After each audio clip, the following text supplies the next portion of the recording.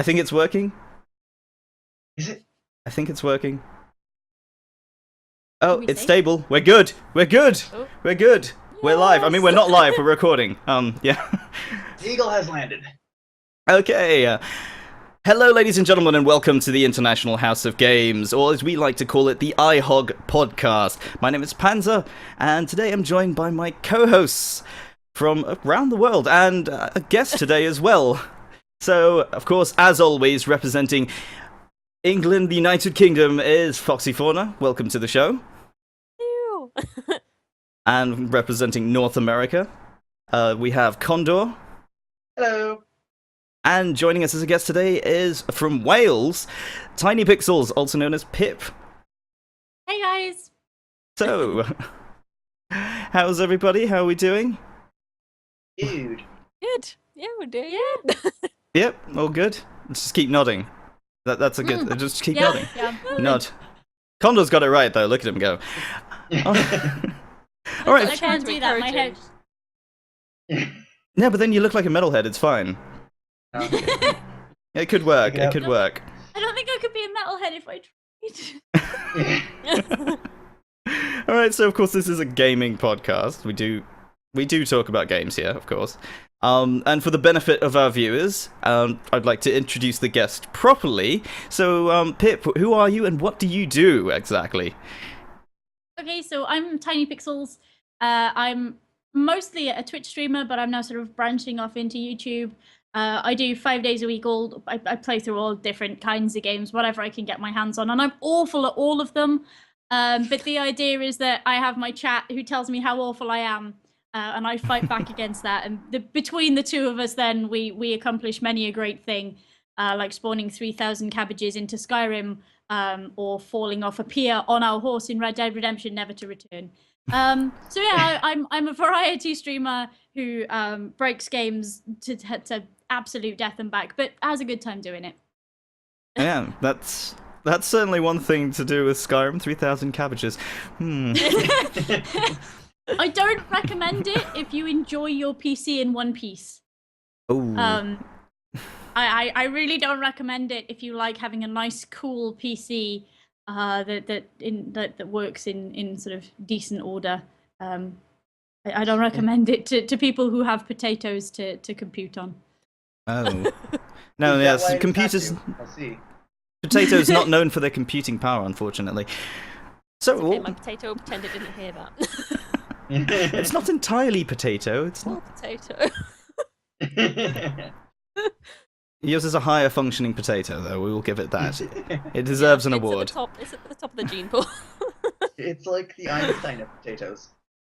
The top 10% of potatoes, right? Oh, definitely. Definitely.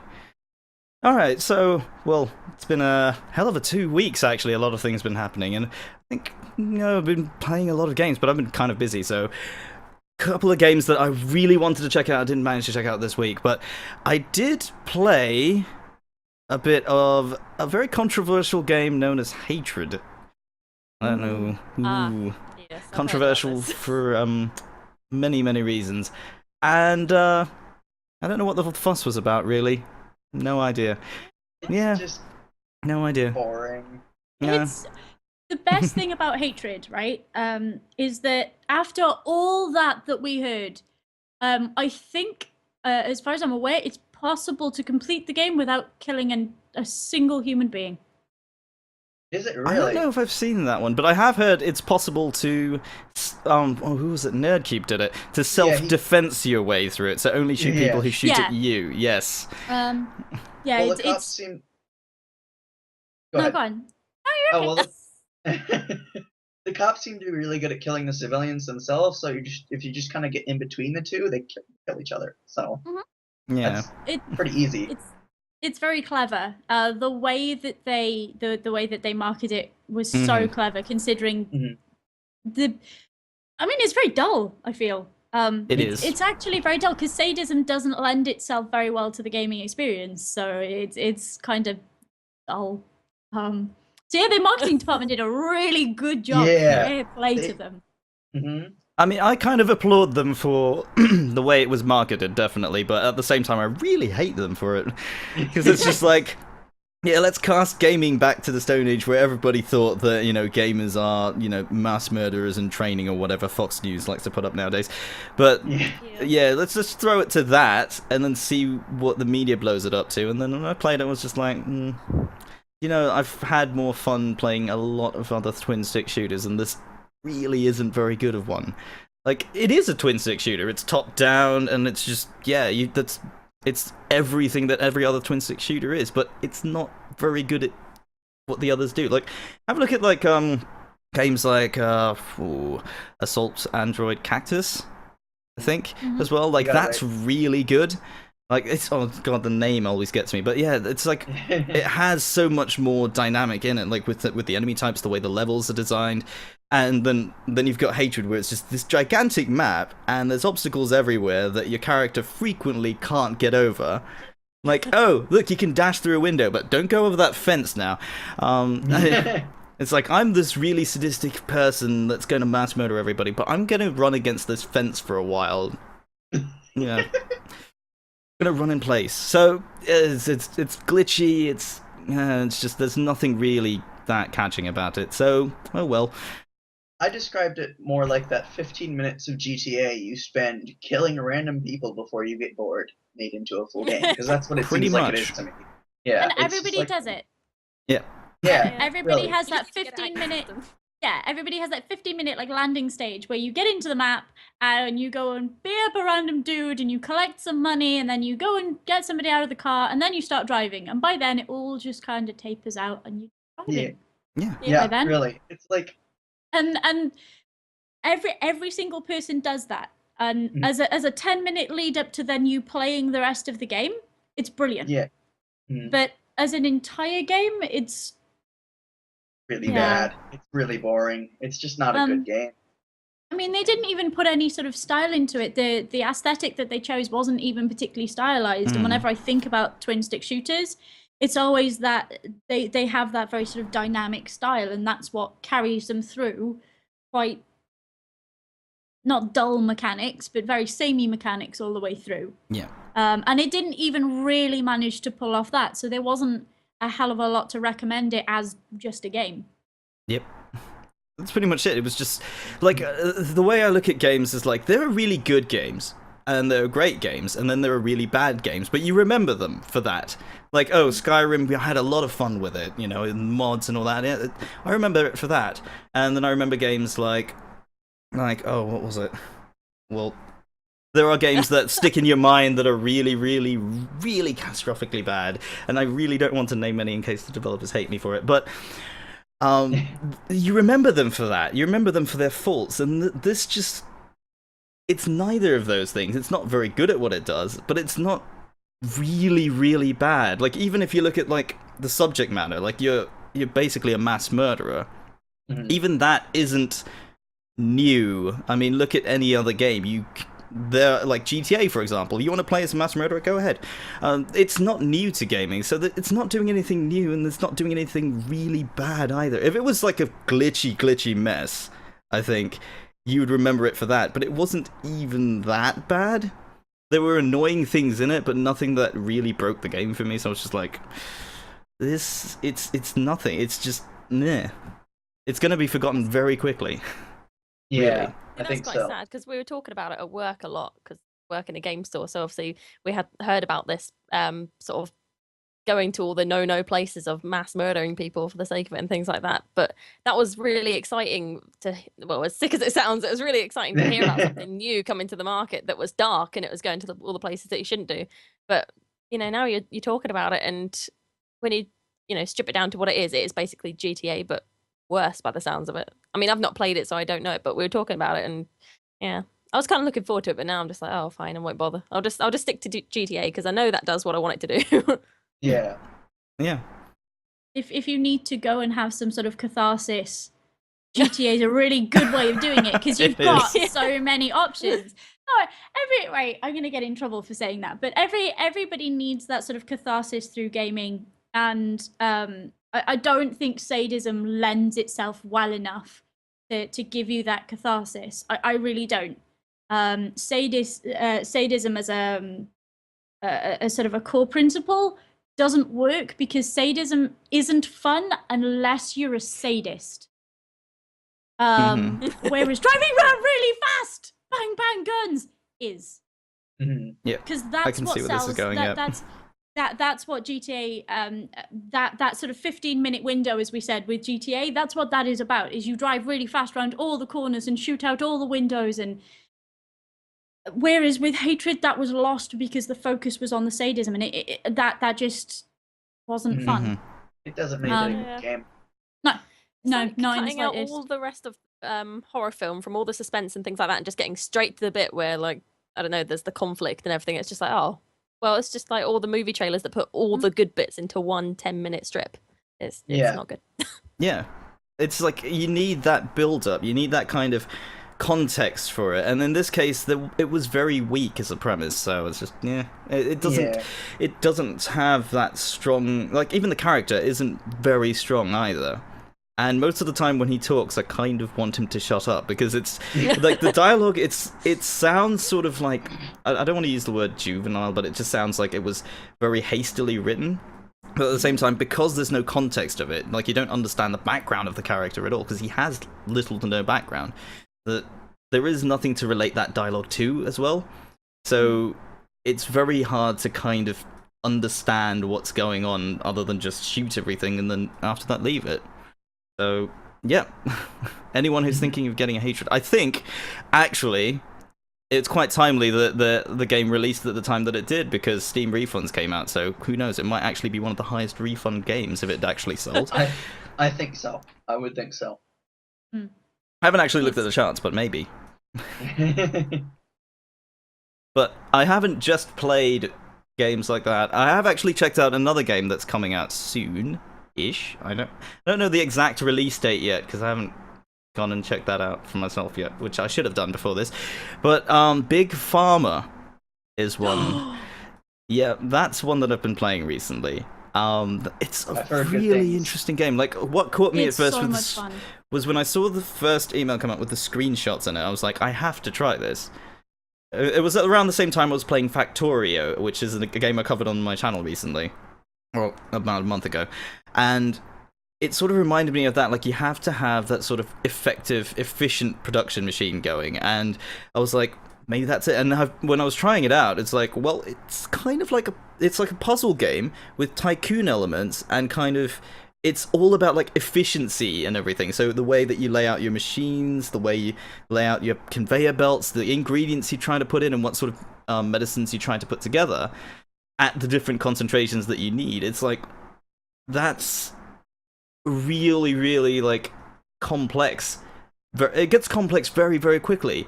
And at the beginning, when you start playing it, it's like, okay, build a belt, build a condenser to get the concentration up, and then you go and put it into a pill press, and that's your medicine. Like, it seems simple, and then it's like, okay, the next level, now you've got to get it 2 levels up, and you've got to get another ingredient in there, you have to make 2 different medicines, and suddenly it's like 20 times more complicated, and I love that. I absolutely love that. It's something I'd be quite terrible at, because when I play games, I'm more of somebody who plays and makes things look pretty, rather than efficiency. Not good at efficiency. Really bad at it. And I've been told this before when I stream. If you can't stand things looking messy, don't play Big Pharma. I was doing a test for a video the other day, and it's like, right, okay, so you need 2 evaporators, and then you put an ionizer in, and then you need to condense it down to this much, and then you can put a pill maker in. You can put 2 pill makers in, but not 3, because otherwise you slam your doorway shut. And I'm like, right, okay, got it. And then there's some machines over here, and then there's some belts over here, and there's some more ingredients coming in over here, and there's just belts everywhere, because the whole thing does this everywhere. If you can stand it not looking pretty, and you have sort of good grasps on things like maths and engineering, holy gods, Big Pharma's a great game. It really is fantastic, and it really makes you think. But if you have to have everything in tidy little rows, please don't, because it'll infuriate you more than anything else on this planet. I mean, I'm gonna have to try it eventually, but I know I'm gonna suck at it. I know I am. Yeah, I remember, like, when I was trying it out as well, I had just put because some of the machines have entry and exit points. Like all the machines have entry and exit points, but the thing is, it's not a universal point. You have a specific direction it has to come in from as well, and that complicates things even more. So when I had like I think it's a condenser is a sort of L shape. Like it comes in from one side and then it comes out the other side. I think it might be a C shape actually, but because you have that angle that you have to reach. There was at one point where I put a belt in the wrong place, and what ended up happening is I had one tile in the corner of the room that I couldn't use. And the entire time I was playing, I was doing okay, and I just kept looking at that tile, and like, I know I can do that. I know I can do something with that. And I ended up pausing the game, planning it out again, and going, okay, now I'm going to try this. And I deleted everything that I had done that was profitable, and rebuilt the whole thing from the ground up just to use that one tile that wasn't used earlier. And that is basically what Big Farmer is. It's like, I have to make the most out of every single thing. Yeah. That is totally something I would do just so it's not there, so it doesn't annoy me. Yeah. Genuinely, my husband and I, we've got big whiteboards up all over the house that remind us to do things. And we've been drawing out grids on the whiteboards to fit the machines in. So that we can get things, because you're always looking for that solution where everything's compact, but you've still got enough room that you can see that everything's going on properly. And as you said, like all the machines, their entry and exit points are different for each machine. And you need a certain amount of these machines, and you can add certain ones before and certain ones after. And you just sit there looking at the whiteboard going, I need to fit an L-shaped one. There? Maybe? And you go through that phase, as you say, of just deleting everything. Just no, everything gone. I'm going to start again, just so I can use that one top corner. And it's brilliantly frustrating. But in equal measures, once you get it right, it's massively rewarding.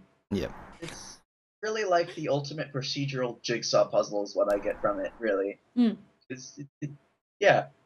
Yeah, no, it really is, because it's just like the way everything fits together. It is basically a jigsaw puzzle, but it's one that you are designing yourself while trying to solve. And that's the part that I really like about it, because the thing I find most about puzzle games is that when you solve a puzzle once in a typical puzzle game, it's like that's the solution that you know you're going to be able to do every time. You can replicate that every time. But with Big Pharma, what I found was there's always a better solution. Unless you know the actual perfect solution, like you got a cheat sheet and actually did it. If you're learning it on your own, there's always a better solution. So when you complete a level once, you're going to part of you wants to go back and do it again, because it's like, I know I can probably do this better. I know that I can probably complete it faster, or I can get a better score on it, or I can just make it more efficient in this particular way, and you just want to keep going back and doing it again.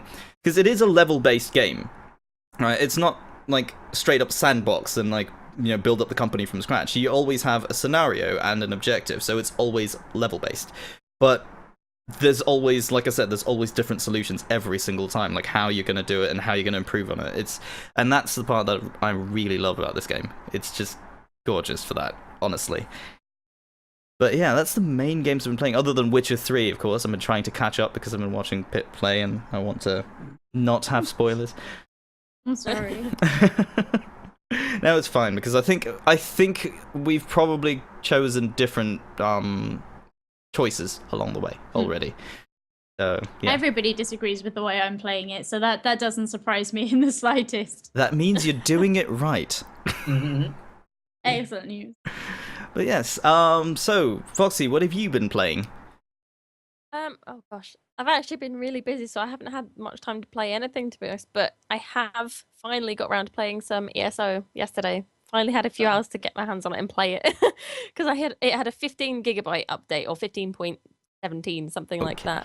And my internet is poor. It's a shame. It really is.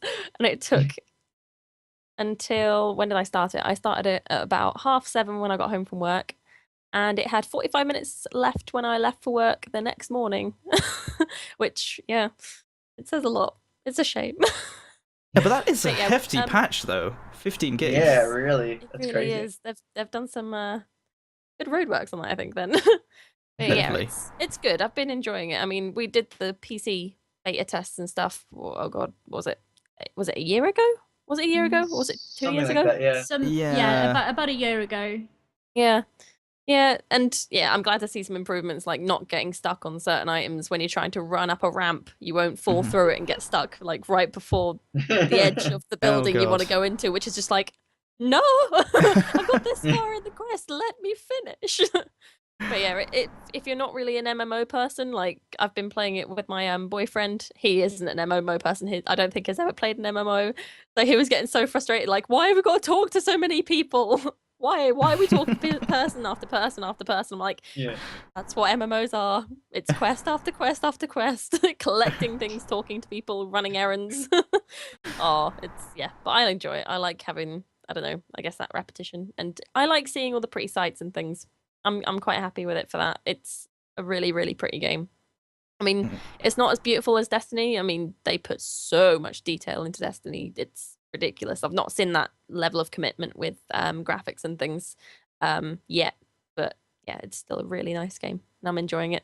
I know everyone whinges and says, "Oh, it's not the same as the old Elder Scroll games." It's not. Don't expect it to be. It's an MMO. Yeah. Yeah, it's good. That's all I've been playing. I've not had time to play anything else. Yeah, thinking back now, actually playing the beta of ESO way back then, I think I completed the tutorial and did a couple of quests, and I ended up with one bugged quest where I couldn't find the person I was supposed to turn it into. Like, they just disappeared.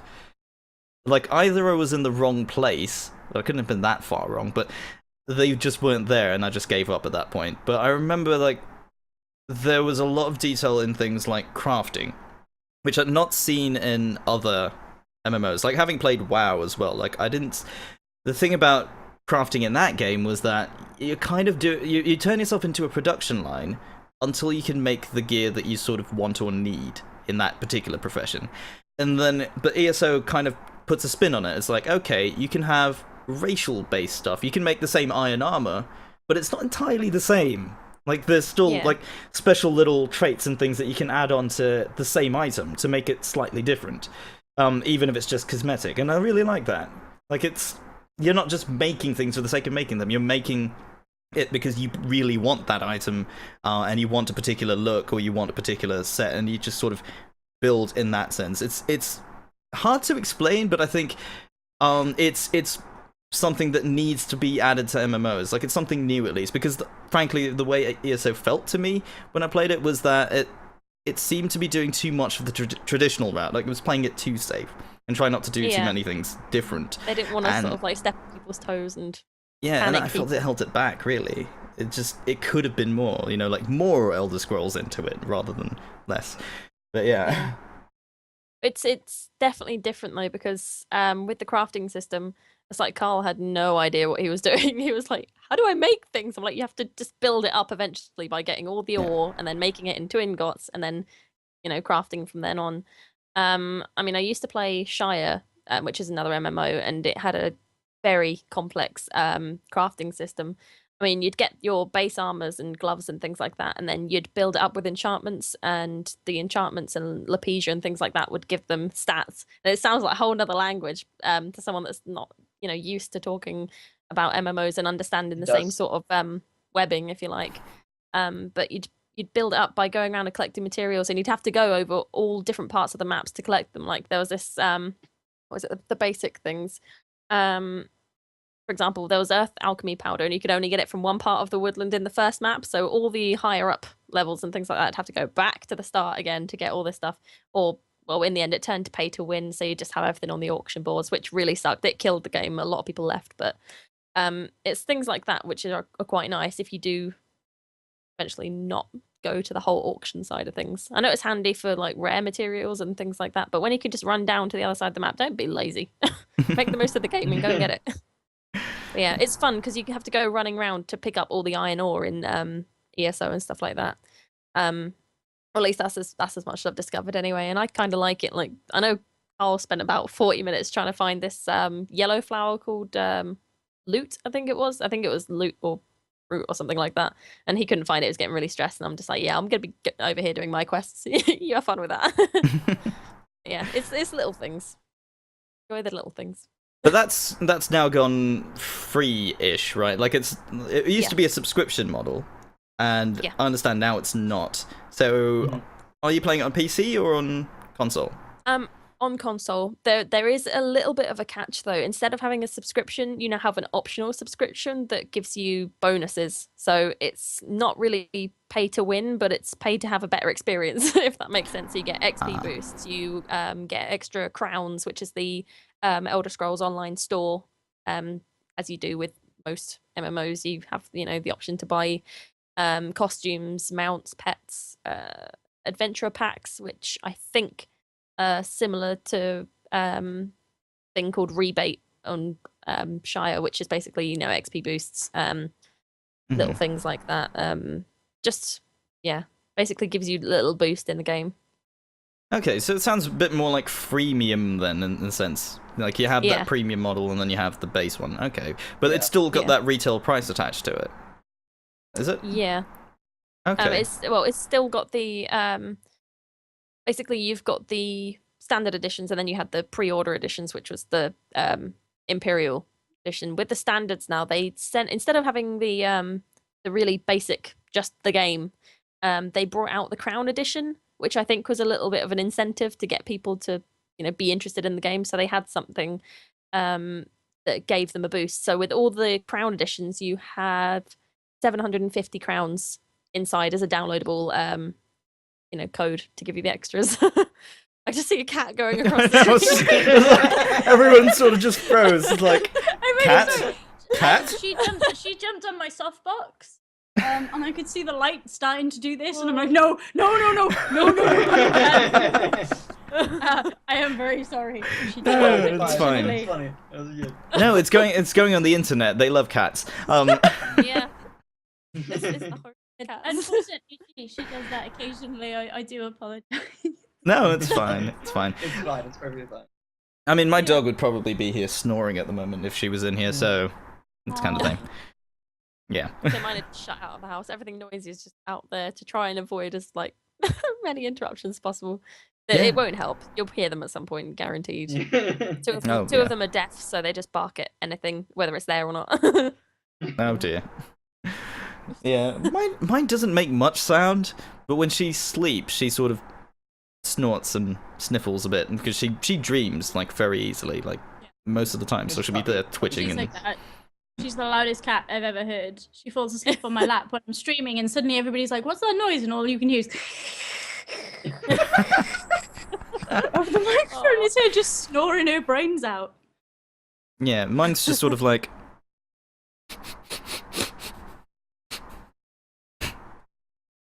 It's that, but it's so much louder. She's sniffing things as though she's outside, and it's just like. It's just. And occasionally, I don't know if something gets stuck on her nose or something, but she'll just wake up and just sneeze really loudly. And yeah. And it does sometimes wake me up because I leave my door slightly open when I'm asleep, so that if she wants to bug me for anything, she can come in, and she does. She walks in here, sees that I'm asleep, goes to sleep on the floor, and then occasionally she'll wake up and just sneeze really loudly. It's a nice wake up call. Yeah, oh, it is definitely. My dog, he's old. He's outside right now. He's old, really, really old. So he'll just lay down and he'll start grumbling. Just just curls up and grumbles like an old man. It gets annoying, but it's also adorable. So he's like 13 He's now. our old man. They grumble. They're just like, oh. Yeah. Oh, It's like he's just walking past you back in my day. yeah, exactly like that. Oh. Such an old fart. He's like 13 now. He's but still doing okay. Yeah, he's still walking on all fours as well. Mm-hmm. That's the best part. That's the important part. Literally the best part. It is. Yes. Yeah. We're kind of dragged away from games. I know. We're just cat. What? All right. Well, so ESO. So it's okay now. It's all patched up and. Yeah, subscriptions I'm gone? liking it. There was some trouble at launch because obviously everyone was just going straight online. And when they were going to kill bosses, well, not bosses, but quest. Oh my god, what do you call it? Objectives and things like that. So there'd be someone you need to kill, so you go and kill them. There'd only be one, and there's about 50 people all going for the gosh. same thing at the same time. So it'd be like, I remember that Okay. from the beta. When's It was fall? awful. Yeah. We were having to put houses out, and there was like a queue of people outside this house waiting for it to spontaneously combust so that they could throw a water bucket off it. And then you'd walk to the next house and you'd have to join the queue to wait for Yeah. that to spontaneously combust. But anything that beats, like, I don't know if you guys ever heard of Archage when that came out and you had to wait for like 2 days to get in onto a server. At least it was better than that. At least it was better than God. that. I actually did play a bit of Archage, and I'm probably going to annoy people. I'm probably not now, but back then I would have annoyed a lot of people because I never had any queues. I never did. I don't know why. that's right for the privileged. I always 2 days. 2 days I waited to get into Archage. I didn't switch my computer off for 2 days. I sat there and watched the loading bar. I used to go to sleep and hope that I didn't get into the server and then they'd kick me for being inactive because gosh. I'd be asleep. Oh, 2 Yeah. whole days I waited to get on Archage. And that was abysmal. That was absolutely abysmal. Well, it's probably still better than trying to get into Black Desert at the moment, because that's another one. I actually had a look at this Black Desert, just completely side tangent about MMOs now. Black Desert is this Korean MMO that has a really sophisticated character creation system.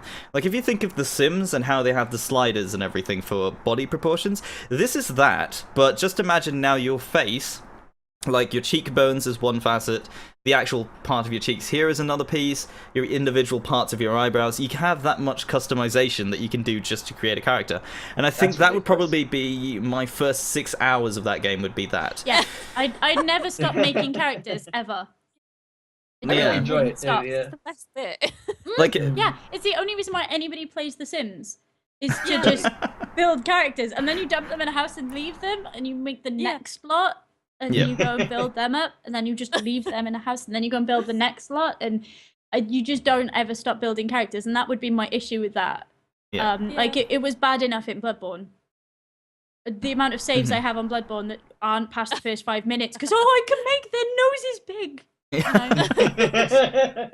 Didn't stop. Genuinely didn't stop. That was actually our ESO's creative thing. It didn't have enough. I was finding that I have a wood elf character, and you have set choices for customization. So you don't the only things you have sliders for are like jaw sizes and things like that. You don't have sliders for everything, which is kind of annoying for me because I like to tweak everything and make it like just right. And with the Elder Scrolls, have set hairstyles, what do you have? You don't have eye style. It used to. I think I used to have. No, that was on Skyrim. It had set eyebrow styles, and it sounds so petty, but the eyebrows bug me so much because with the wood elves, they are all up here, and you can't change it. No matter how much you change the school, they are always up like this. And the only difference is they're either thinner and like that, or they're missing half an eyebrow, so they're just like that, and you look like Spock. Or that's it. I mean, you have some that are like down here, and that's it. You don't get the in between. You don't get like, just right. They're all up here, so I was like, fine, I'll settle with up here. That's fine. I guess all the rest of the race has it. I'm not gonna be left out. I'm not gonna be the only elf with weird eyebrows. I was going to say, that is actually a really good impression of it. It's just like... I spent enough time looking at like how can I tweak it to make it look right. Yeah. I mean, that fine. I'll was... make an orc and it'll be good. That was like sort of WoW levels of character customization where you just have like the whole face is one piece and just like, yeah, here's 12 faces to choose from, go nuts. I remember actually rolling an undead character just because they had actual variations. Like you have one that has a jaw missing. Like just his straight up jaw is gone. I remember that, yeah. And it was just like, yeah, this is more customization than any of the other characters have. It's just They're kind of dead. They're missing their life. They deserve a little extra customization for that. Yeah. They must be cold. But they're adorable because of it. Like they're really endearing, and you walk around and everybody's a little bit different. Whereas Yeah. I remember the first time I played WoW, everybody was like, right, we're all going to be humans because that's nice and simple. And we're all going to roll our characters at the same time and we're going to learn at the same time and it's going to be amazing. So we were all these humans who looked identical.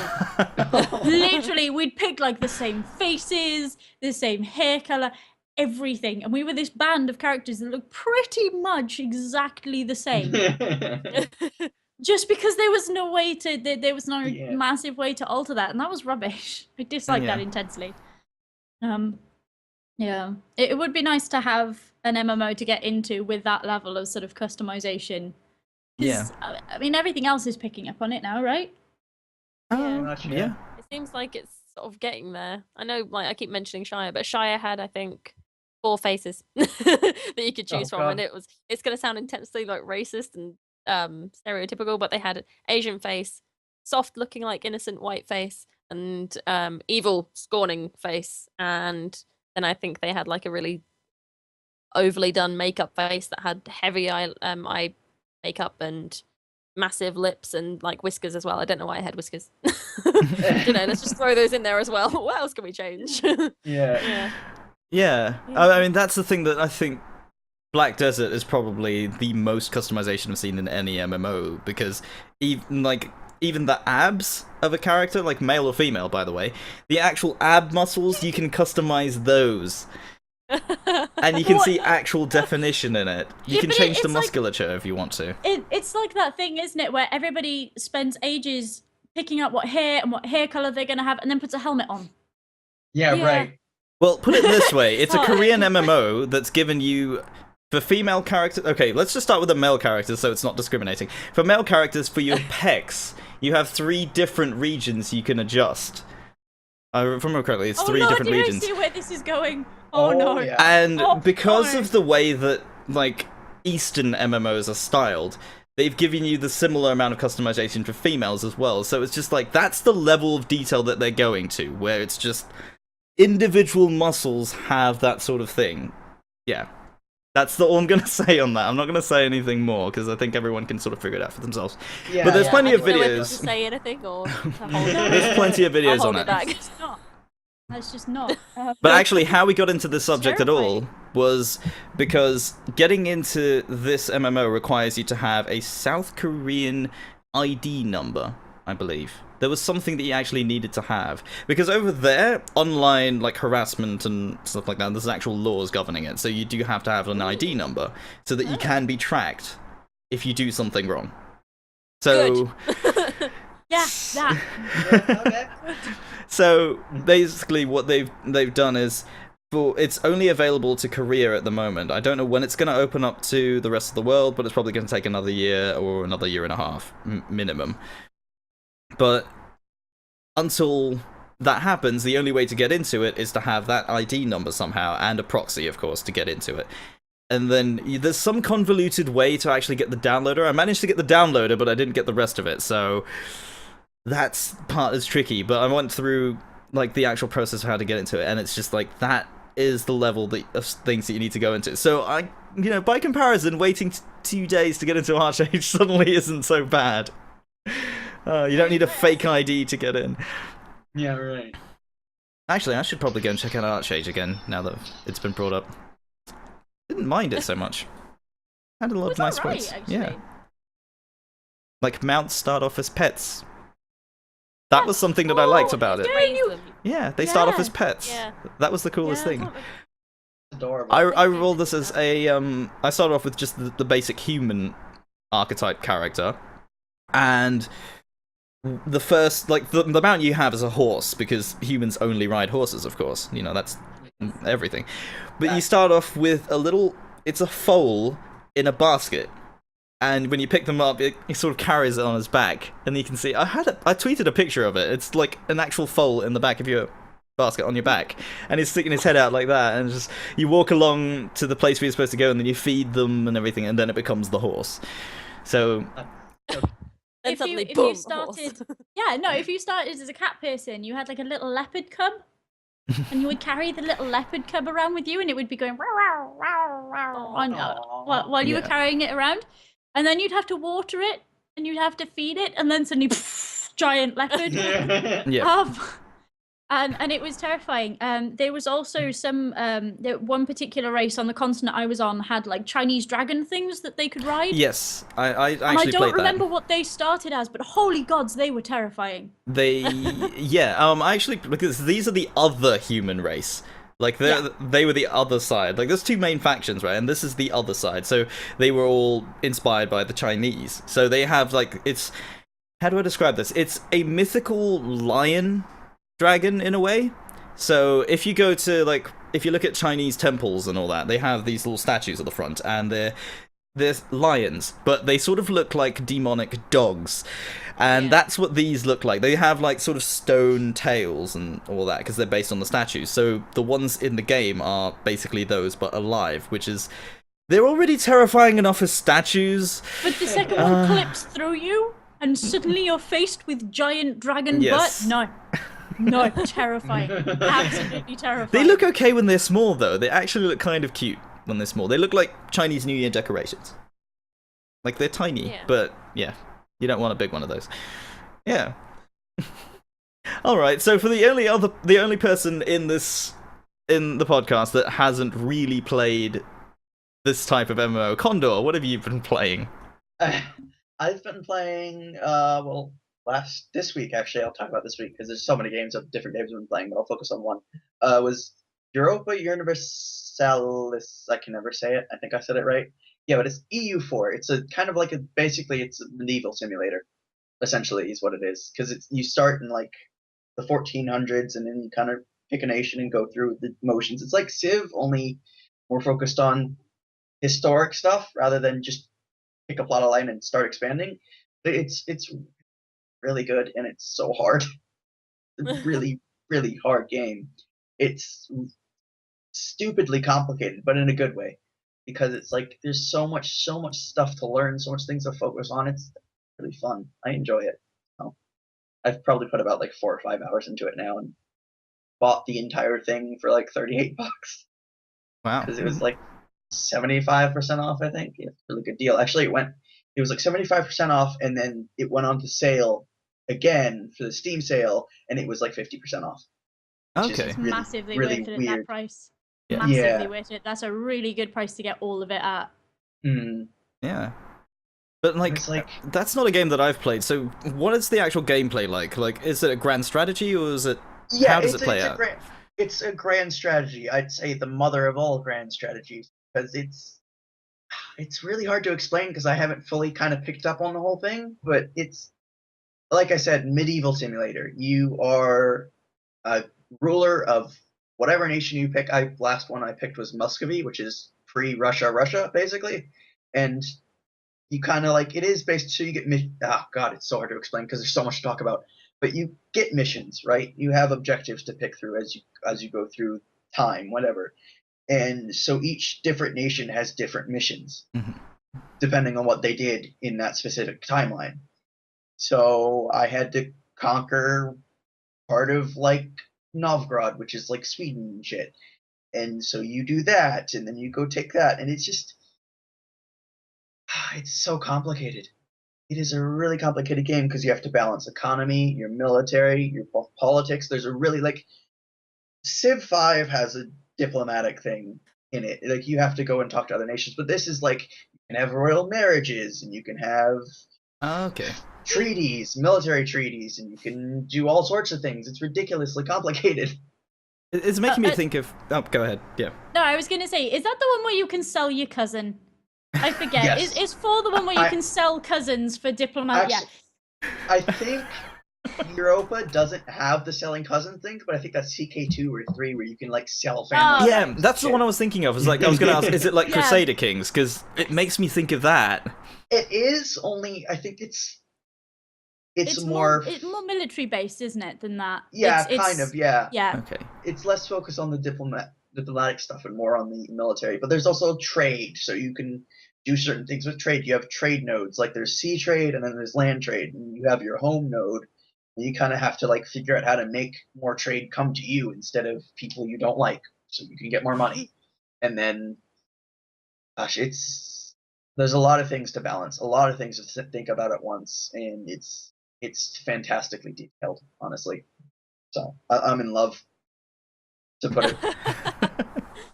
Yeah, because the only like grand strategy type game that I played is Civ 5, and my experience with that game was, alright, I don't understand how to do diplomacy, I don't understand how the trade works, but what I do understand is I can declare war on people and eliminate all of them. So that's what I did, and I actually managed to finish a game that way, but apparently that's like the fastest and easiest way to do it. I was like, well, Yes. why not? I don't mind.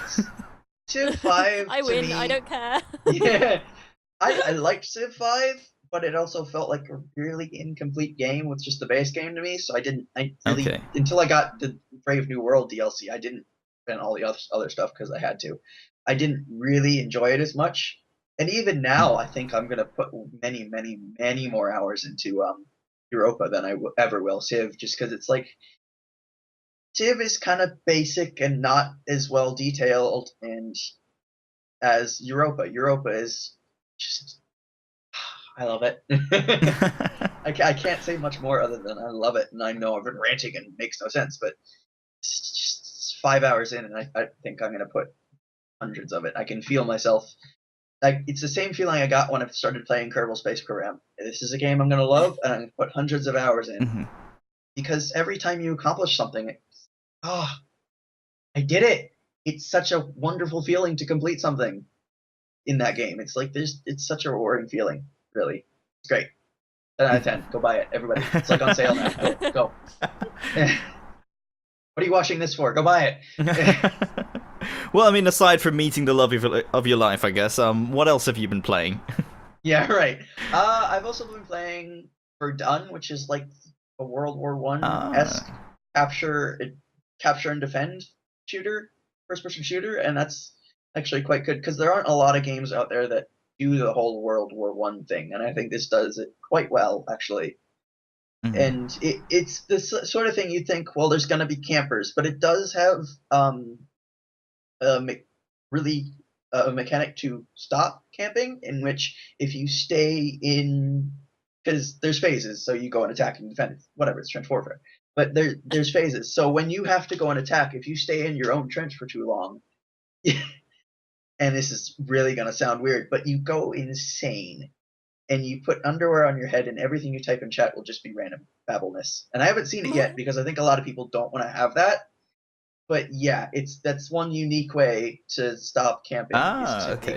Is to just like have an insane like effect. Weird, but I love it. So I guess like the it's idea of that. No. yeah, it sounds like it's Not trying nice. to simulate that sort of psychological effects on Yeah, or it is. paranoia It's a in a way. It's a weird way to do it, but I like it because it stops the snipers and the campers and all Yeah, that and crap you're that can seeing really it get work, annoying. yeah? I haven't seen it yet because I think most people actually play the objective because they're smart that way. Yeah, yeah. but I mean, like, you haven't come across many campers or anything, because I mean, it seems like it's working, because that sounds like a really clever way of Yeah. It's more of tying a in like that anti-cheat. I think it's more of a deterrent than anything else, honestly, because most people kind of just do the thing, which is supposed to do. I don't want 'Cause underwear otherwise- on head. Everybody do the No, thing. do the Do thing. the dinosaur. Do the thing.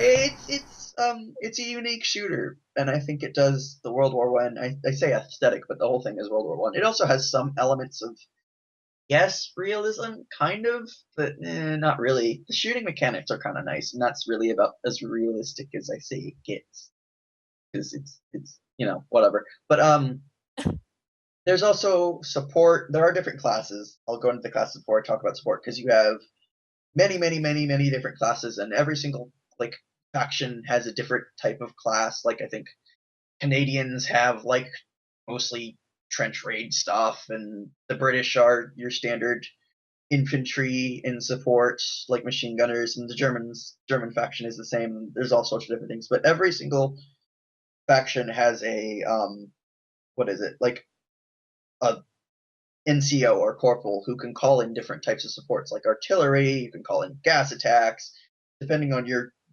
rank and level and all that shit. You can call in different types of gas, more effective artillery, and all that stuff. So it's the very basic gas is more like a smoke screen, really, because you have enough time to react to put gas mechs on. have gas mask. It gives you this nice little gas mask effect that blocks your vision in quite a significant way. It's hard to see out of it. But if you're in gas, it's kind of hard to see anyways because it's thick as shit. So I mean, there's that. But it's really a good game. I like it. Most of the time, you're probably gonna get hit and you're gonna die instantly because rifles are rifles and they hurt. So I think if you get shot in the leg, you keep going. But it also kind of simulates getting wounded and knocked out because a lot of things will kill you. Like a lot of things will kill you, even if they think you shouldn't. Like barbed wire will kill you. I think it needs to be improved upon because it's annoying. Because you can walk in it and then it tells you to back out the way you came, and then you do that and you fall over dead anyways. There's no real good way to get out of barbed wire. But no, there isn't. No, I think that's probably realistic. It's more realistic than it is. I mean, as a side note, having actually been caught in razor wire before, God. it's not easy to get out of. Yeah, it's not. But it's one of those things like game does simulate getting wounded without the actual like having a wounded animation. It's just you're dead, you're out of the game, whatever. They're going to improve upon the whole death stuff eventually. I hear they're going to add like gore effects and stuff like that. So that will be interesting because right now it's just basic ragdolls. You fall over and your body stays there. So, but it's a really good shooter. Is it in early access right now, or is it completely launched already? I think it's come out of early access now. They're still adding more things, and they've talked about different expansions and more stuff besides the Western Front and stuff like that. So it'll expand. And it's quite a good game for the price. I think the base price is probably like $15, which is actually quite good. So. Okay. Sounds like an interesting game. I might actually try that out for myself at some point as well, because I do like shooters, and that one doesn't sound too bad actually. And I've seen a couple of videos on it, and it doesn't seem too bad. But yeah, I think we're going to take our first break here, and when we return, we're going to begin with the news, so don't go anywhere. And we're back. Hello, ladies and gentlemen, welcome back to the IHOG Podcast, and we're going to be moving on with the news. And there is a cat in Pip's lap at the moment, so if she keeps looking down, that is a cat. Just want to point out, because on the overlay, I know the viewers can't see the cat. So, just want to point that out.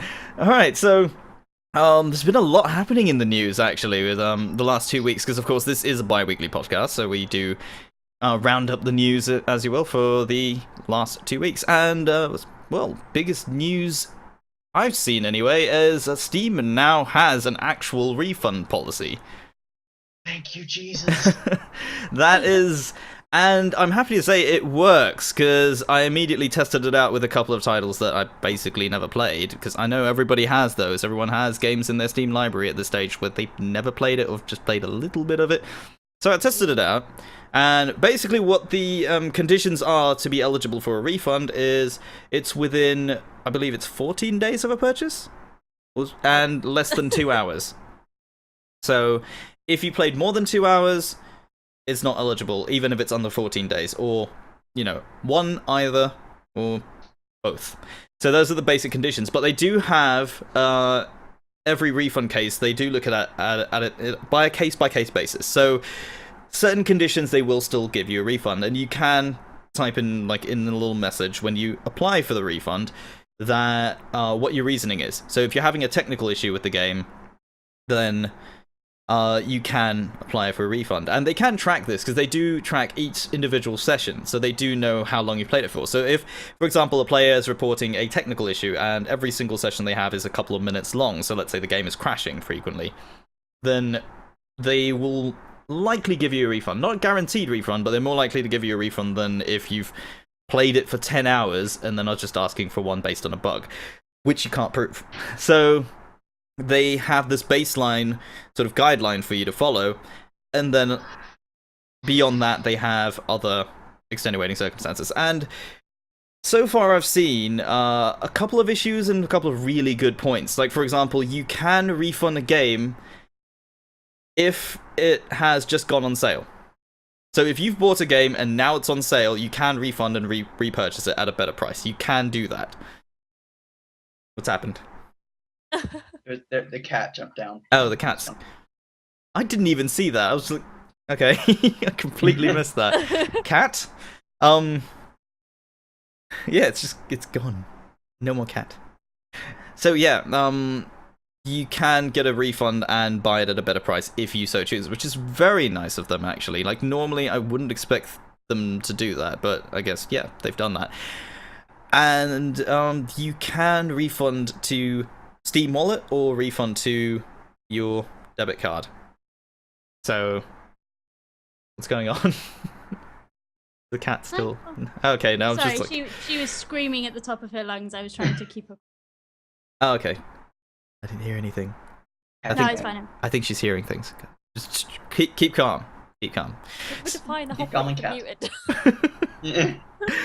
But yeah, so it's quite nice that they're offering that. But you have whatever payment method you've used. That's what you have available to refund too. In the past, before there was a refund policy, there were a couple of games that you could refund, like very select ones, and I don't think many people knew about these either. A good example was Trials Fusion. When I first bought that, I think it was a deal with Ubisoft. At the very beginning, you could refund it. That was before it was launched in full. You could refund it before that. I'm not sure why it was allowed that, but you had to go through your transaction list and you could refund it from there. So I actually did that the first time, but it would only refund to your Steam wallet, so you couldn't refund back to your credit card or your bank account or however you're paying for it. And so far as I can tell, you can't refund to PayPal unless the balance came directly from PayPal. So if you used a credit card through PayPal, you can't refund it to that PayPal account either. And you can only use whatever card was active at that point in time. So for me, and this is revealing a little bit of information, but I did change cards in between, you know, the last couple of months. So the card that I used previously has expired. So when I want to refund that game, only that card is available, and I can't refund it again. Like, I can't refund to the new card, even though that's registered. So there are a couple of problems with it, but for the most part, I've noticed it's quite fast. And it's quite, like, they do respond very quickly. And yeah, it seems to process just fine. There were a couple of issues with a lot of, like, if you buy a lot of games at once, you have to refund the entire order. If you bought it with a credit card. If you want to refund it to your Steam wallet, you can just refund that one game. So there are a couple of issues here and there, and some games just can't be refunded, in my case. But yeah, so what are you guys' thoughts on that? Like, Steam now, you can give your games back if you don't want them. I think it's kind of interesting that they've put that 2-hour limit on it, though. And I think a lot of people are worried about shorter experiences, which should be absolutely defined as games. I mean, a lot of games that I've loved over the last year or so can be completed in under 2 hours. And I think a lot of people are very worried about people completing those games and then shipping it on. But at that point, you ask, well, where do you draw that line then? At what point is a game no longer a game, or at what point do you allow refunds or not? And I think other than that sort of 2-hour mark, I think they've done a remarkable job with it. I think a lot of the criticisms from the indie community are based on a case that was a little bit unfounded and a little bit out there. And what we now need to do is draw as much data from this as we can and try and work out ways to put that time limit slightly differently. Because we know Valve will listen. They listened with the paid mods. They're very good at drawing on feedback from their consumers and listening when it comes to something that costs them money. So I think we need to have a look at that 2-hour mark, but otherwise they've done a really, really good job with it. Yeah. I mean, Steam tracks achievements, right? They do. Yeah. Yep. Yeah, so what if everybody had to have an achievement for their end of the game? So if it's under 2 hours and then you complete the game, you can't refund it because you have the achievement for complete. That's my idea anyways, to solve that problem. Yeah. I don't think necessarily the 2-hour thing has to change, but at the same time I can see why it at the same It's like you know. with the Walking Dead, your little chapters you complete as you go through the game, the little stages and events that happen, they're almost like a timeline of how far you are through the game. That's like when you're looking at your friends, like in the What's Now section and stuff like that, you'll see when people have hit certain parts of the game, so you know that they've been playing it for however long. Like, you're not going to dawdle through a certain stage, especially with a game like The Walking Dead, because you have to follow the storyline. So they could even do that in like put in achievements at certain stages and events of the game that are almost like a timeline. That way you could monitor it. And Yeah. that, Yeah, you know, I mean, it solves does that problem. sort of require the devs to put in achievements, but I mean, it's not Yeah. the Well, I mean, biggest leap. they're already kind of doing that. Like, how many games have you Yeah. played now where you complete the tutorial and you get an achievement? Like, it's a milestone Yeah. thing. It's like But Walking Dead is but a prime it feels example. really cheap. It feels Oh, really yeah. cheap though, because you're not you're gaining something on the Steam side of things, but without doing anything. I mean, Yeah. if you look at games like Brothers: A Tale of Two Sons, I'm pretty sure that the achievements for that are things like turn all the turtles over, which isn't something that everybody went and did. Not everybody Yes. went and found all the turtles and things, rather than it being, you've set out on your adventure, you've ended your adventure. And it felt, the achievements there felt kind of worthwhile, and I'm worried in that case that you'd make Yeah, achievements I can see feel that. like a cheap, tacky add-on, especially with, they're really irritating when they pop up. I dislike achievements. Yeah. I'm awful. I'm one of these terrible people who can't metagame to save her life. I don't like hunting achievements. I don't like platinuming like it games. I either. think I swear sometimes I feel like the only human being on the planet, so it's kind of nice that you agree with me there. But I would worry about making that side of it feel cheap. And it begs the question for people who are building shorter experience, how easy it would be to build sort of checkpoints into it that Steam could read. Yep. I mean, you've got the issue with people using Unity, people using GameMaker, people using Unreal, and all those different kind of engines. People who build engines from scratch. How do they incorporate that? And if we could work out a system with that, that'd be great. But I think that'd be a long time coming.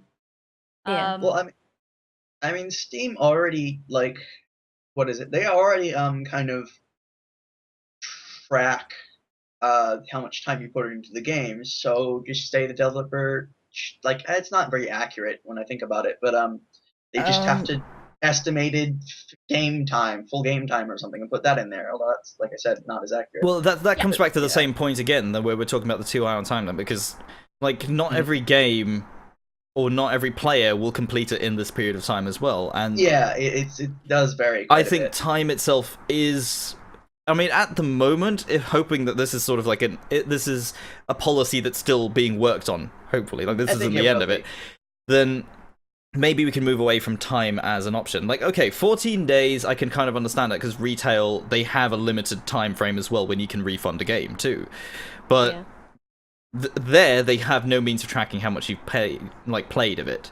Unless, of course, it's something that's online that has a serial key and all that, then maybe you can't refund that once it's redeemed. But in retail with physical copies, if somebody brings in an open copy and says, I don't like it, they don't refund it. Yeah, Yeah. so there's that. That's not a thing. Yeah. And it's what worries me with this refunding stuff that's outside of that's either something that's broken or something that's been misrepresented. I can understand having a refund, but just something that you didn't like, but you bought it, or you read the store page, you had the forums, you had all the specs, everything there at your disposal. It Yeah. is going to be. That's the thing as well, Like like- the digital refund thing. Yeah. On the refund page of Steam, it actually has "it wasn't what I expected" as one of the options. Like, that is actually there. So if you've bought a game and said, this wasn't what I was looking for, But then if you that's can a case refund of it them too. misrepresenting the game, yeah, then completely give them the refund and look into what the store page says, and work with the developer to build a more representative Storm page. I can't speak. Yeah. Storm. You guys know what I mean. understand. But Yeah. if it's just I didn't like it, that's a completely different thing. And again, in traditional sort of or in at least game shops in this country, if somebody brings you an open game and says, I played it for 2 hours, played it for 4 hours, 5 hours, 3 hours, whatever, didn't like it, we go, oh well, Tough luck. what else can we Yeah. sell you? What other game can we sell you? You know, Yeah. if you didn't like that, how about buying? You don't offer a refund. That's not a thing, and You that's just- what you don't worries get me. one. Yeah, you just don't. That's not Yeah. a thing. It's I'm very much with the whole, well, that's just tough luck. You could have done the research, you could have gone on YouTube, you could have watched playthroughs, you could have, gone onto the game developer's website and looked into the game yourself and done everything you like before you wasted your own money. That's your problem. At least that's the way I see it. I mean, it's fair enough if all those other places have misrepresented it, like you said. If they described it as something else and you really were somehow thinking it was a different game for whatever reason and you expected your experience to be different, okay, yeah, then fair enough. It's still kind of, your problem, but that's one of those things because it's along the same sort of lines as misadvertising in a way. Except for it's mixing in perception as well. It's how people perceive what they're going to be playing. But yeah, I'm very much with the whole, well, you bought it, it's tough luck. Yeah. I mean, I take it as more, it's a very generous policy at the moment, but it's just that, yeah, the 2-hour time limit really, for a lot of games, won't fit. I don't think it was intended to be a one-size-fit-all policy anyway, with regards to that time limit, but looking at other ways to solve that problem, the achievements is one option, I guess. Like, I'm not a fan of the achievements either, but now at the moment we could possibly repurpose them, even temporarily, to something else to be useful. So yeah, like 100% achievement, or even just a milestone that the developer would like to set. And you could probably make that very clear on the store page as well, or even when you go to refund, this is the milestone that will, end your eligibility. Then I don't think many people will complain about that because it's very clear cut how far you have. The other option, of course, is to have demos available of more games that aren't vertical slices, but that's hoping too much. But I mean, there are demos for a lot of games available, and people really should make more use of them if you want to check a game out. But at the same time, yeah, this is still a very, very good policy from Steam. I'm very surprised that it came out when it did. But yeah, it needs work. It's like you talk about the milestones and achievements, and I want to just quickly hold on to what Pip was saying about the achievements feeling worthless. It'd be good if they did create something and call it milestones, like make this like almost a new invention of, rather than making people feel like they've achieved something, which a lot of achievements are kind of losing the whole point of feeling achievement. They're just like, oh, you ran into this tavern, achievement. No, it should just be part of the game. But yeah, it should be something more like a milestone, like you were saying. It's if you lose the whole feeling of that you've achieved something, because I remember when achievements, you used to hunt and go around maps trying to find like everything. So for example, in Destiny, when you find all 50 ghosts across all of the planets and things like that, I mean, I think it's gone up now because of the House of Wolves update, but you have to earn your achievements. The milestones, it'd be a bit more like a timeline, but without spoiling it for people. So, and I think that'd help content creators as well, wouldn't it?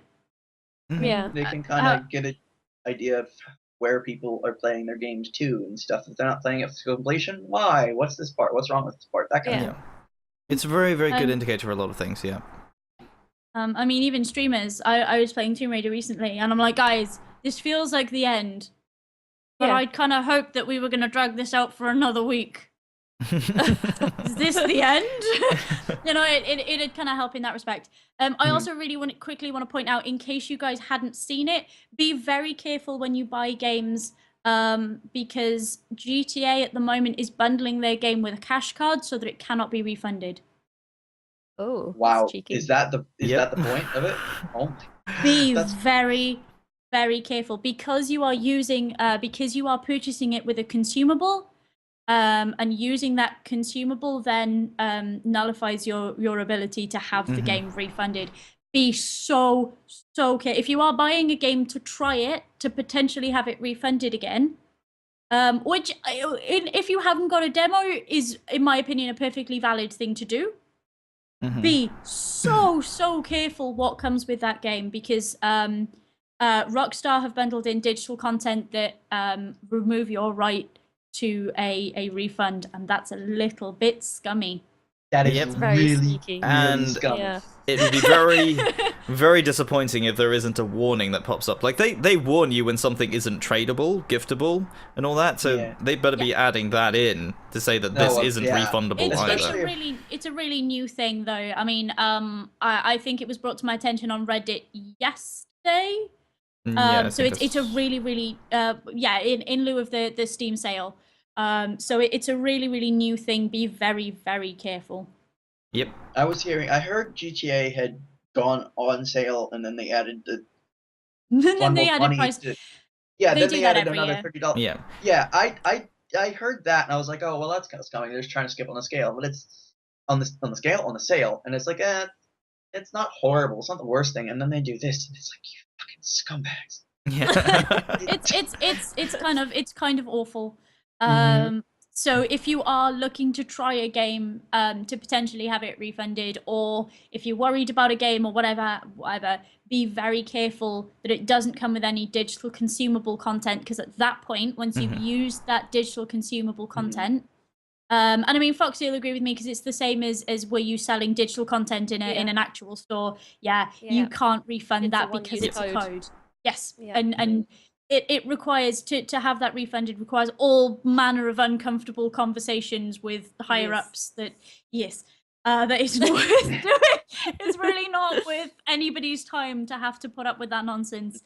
Honestly, it's really, really scummy, but you are gonna have to keep an eye out for it now, because unfortunately there are always going to be people trying to sidestep the refunds rule, be they consumers or be they devs, and we're now starting to see it come to light a little bit. Yeah. Actually, on that note as well, I do want to point out one other thing. A lot of games also come with 4-pack, 2-pack, 3-pack, whatever it is, if it's intended to be multiplayer. So if you, for example, I think Left 4 Dead was one of the earliest games that did that. You can buy a 4-pack of that. Any game that has that, the items will go into your inventory, and you can refund it with those items included if they have not been redeemed yet. So that's the key point. If you gift that to anybody, or it goes past the tradable date, I think the giftable date, like there's a 30-day time limit on some regions as well. I know for me, I have 30 days before I can trade it with anybody. So if you have that time limit expire, that item is also not refundable, even if the game may still be. So that's one thing to bear in mind. It also applies to if you have multiple items on the same order.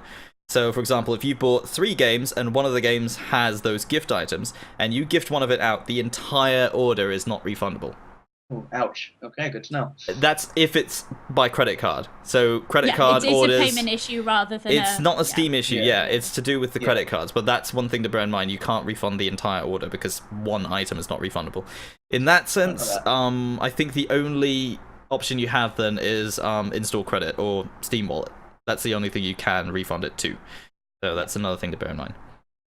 But yeah, Steam refunds are still a good thing. But I'm so happy. I have Consumer been rights, seeing yo. some things as well on the Twitters, and I think it's been popping up on Reddit as well, that a lot of developers are not happy about the refunds, or at least a majority indie developers are not happy about the Steam refund policy. And the reason is, and there have actually been charts put up from them showing their sales figures that have plummeted since the refund was introduced.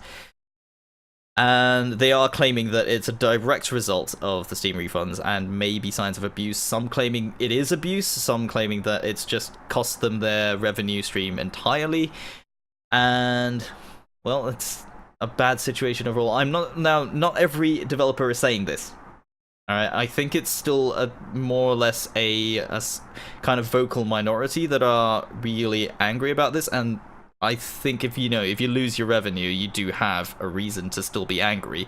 Yeah. But it is a tough situation, that, actually, because they're dealing with something that they haven't seen before. So what's your thoughts on that now that we've seen the consumer side of it? What about the developers then?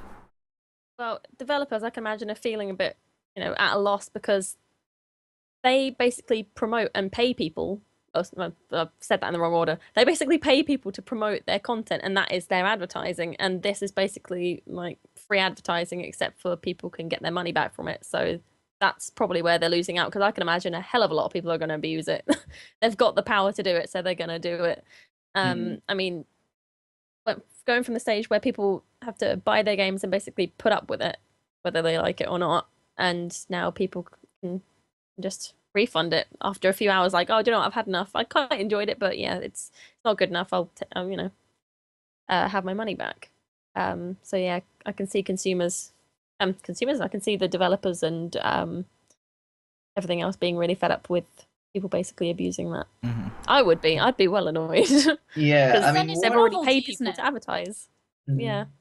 One of the issues I think some of this vocal minority brought up was like people. It was about the 2-hour mark thing. People who have shorter experiences, if they play it through and they finish it, but it's still under the 2-hour mark, they can just fund it and get their money back. I can see some people doing that, but I would think more often than not, if you enjoyed the game, you're gonna want to keep it, right? Am I the only one who, if I enjoy a short game and I can still refund it, I'm gonna keep it anyways because it's a fun game and I liked it? I mean, that's the way I feel about that, but I can see how people will still take advantage of it and refund the game anyways. Their money back and still have the full experience. The nice thing about the indie community is that the indie community always sticks by the indie community. So these guys who are producing under 2-hour experiences that are of the indie variety, they kind of speak to a niche audience, and that niche audience always wants to support them. So I think that's kind of nice. And yeah, I agree completely with you, Condor. Us who like our under 2-hour experiences that were made by somebody for the first time ever and all this sort of thing, we're always going to want to pay for that, and we're always going to look after that. The other thing is it might encourage people to try them. People who aren't into their artsy things like Proteus or even Brothers, because I've heard so many people slag off Brothers, and honestly, I think it's an amazing, amazing game, so well written. But we've now got the opportunity where, although there's not a demo, people who may not have tried it before can go, hey, so I can play it and try it. And I'm not really into artsy things, but I can give it a go. So I think it's a really nice window for developers to say, well, hey, look, we've got this game. You know, if you don't like it, that's cool. You can always get a refund, but it's worth a try, right? I think it's really important to remember, though, when we look at the graphs and things that we've seen gracing the halls of Reddit and Twitter, that they all came out the week before the Steam sale, for a start. Mm-hmm. We've also got a ton of different variables going on at the moment with massive packs being introduced. We've just had a load of AAA releases sort of recently. The other thing is refunding is a novelty.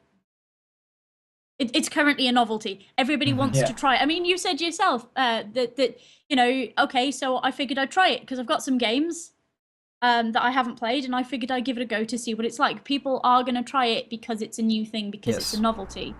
There are way too many variables at the moment for us to be looking at a week's worth of data. That's nothing.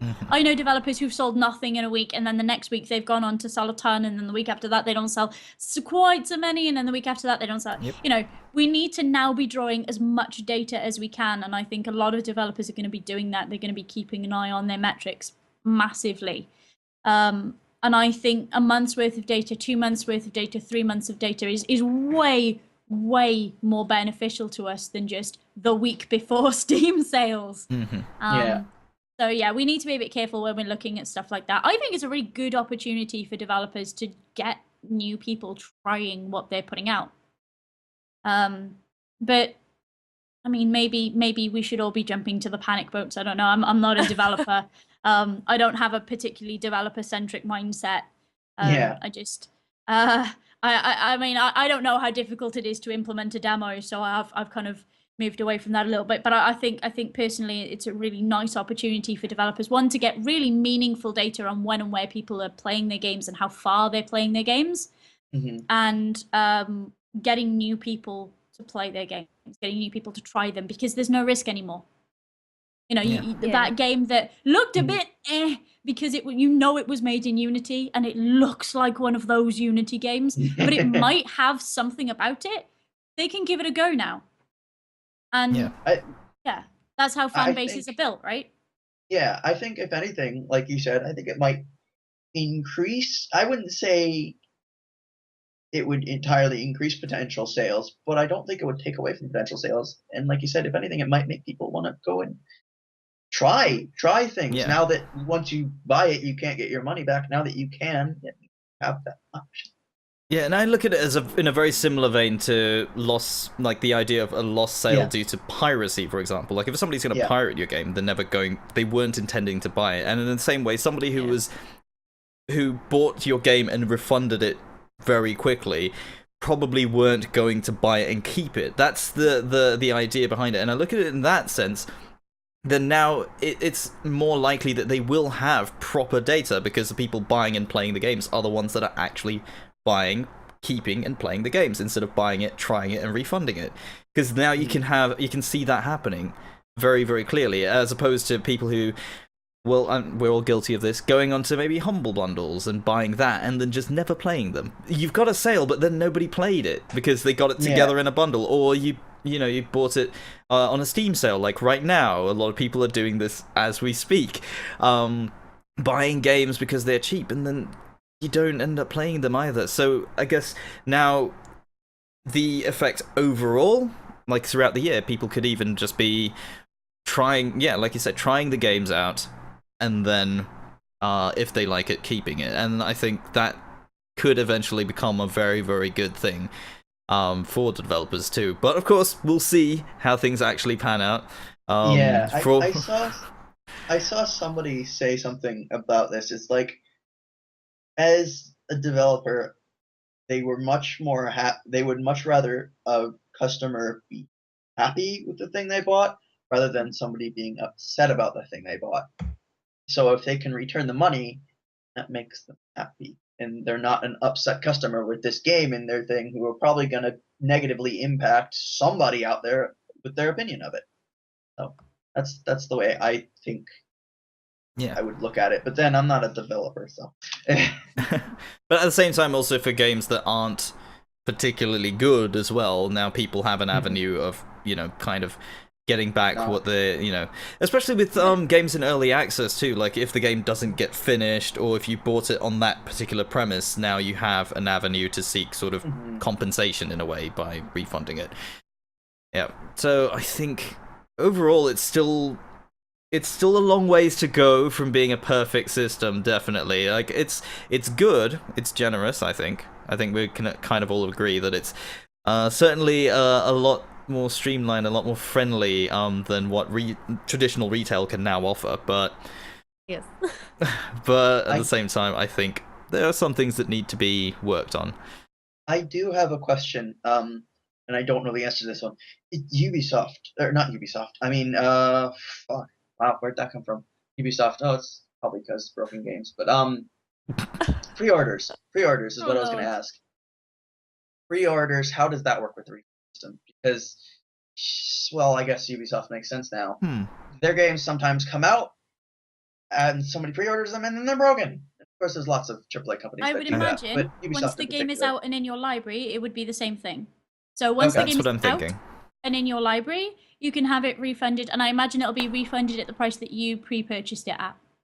Okay, that would make sense. I mean, I would be very surprised if it was any other way, because if you pre-ordered it, even if it's sitting in your library waiting to unlock, there's no reason it should count towards that eligibility timing, because you're not actively playing the game. So yeah, it should be the same. Like I would be very surprised if it wasn't, honestly, because that makes it doesn't make much sense any other way. But yeah, and actually, and a good point as well, what would happen to pre-orders as well? Like the number of pre-orders now are higher than it's ever been. Like so many AAA games now just have pre-order bonuses. It's just the in thing to do already. So if everybody can refund a game even after pre-ordering it, then we'll see. I mean, we'll see what happens to that.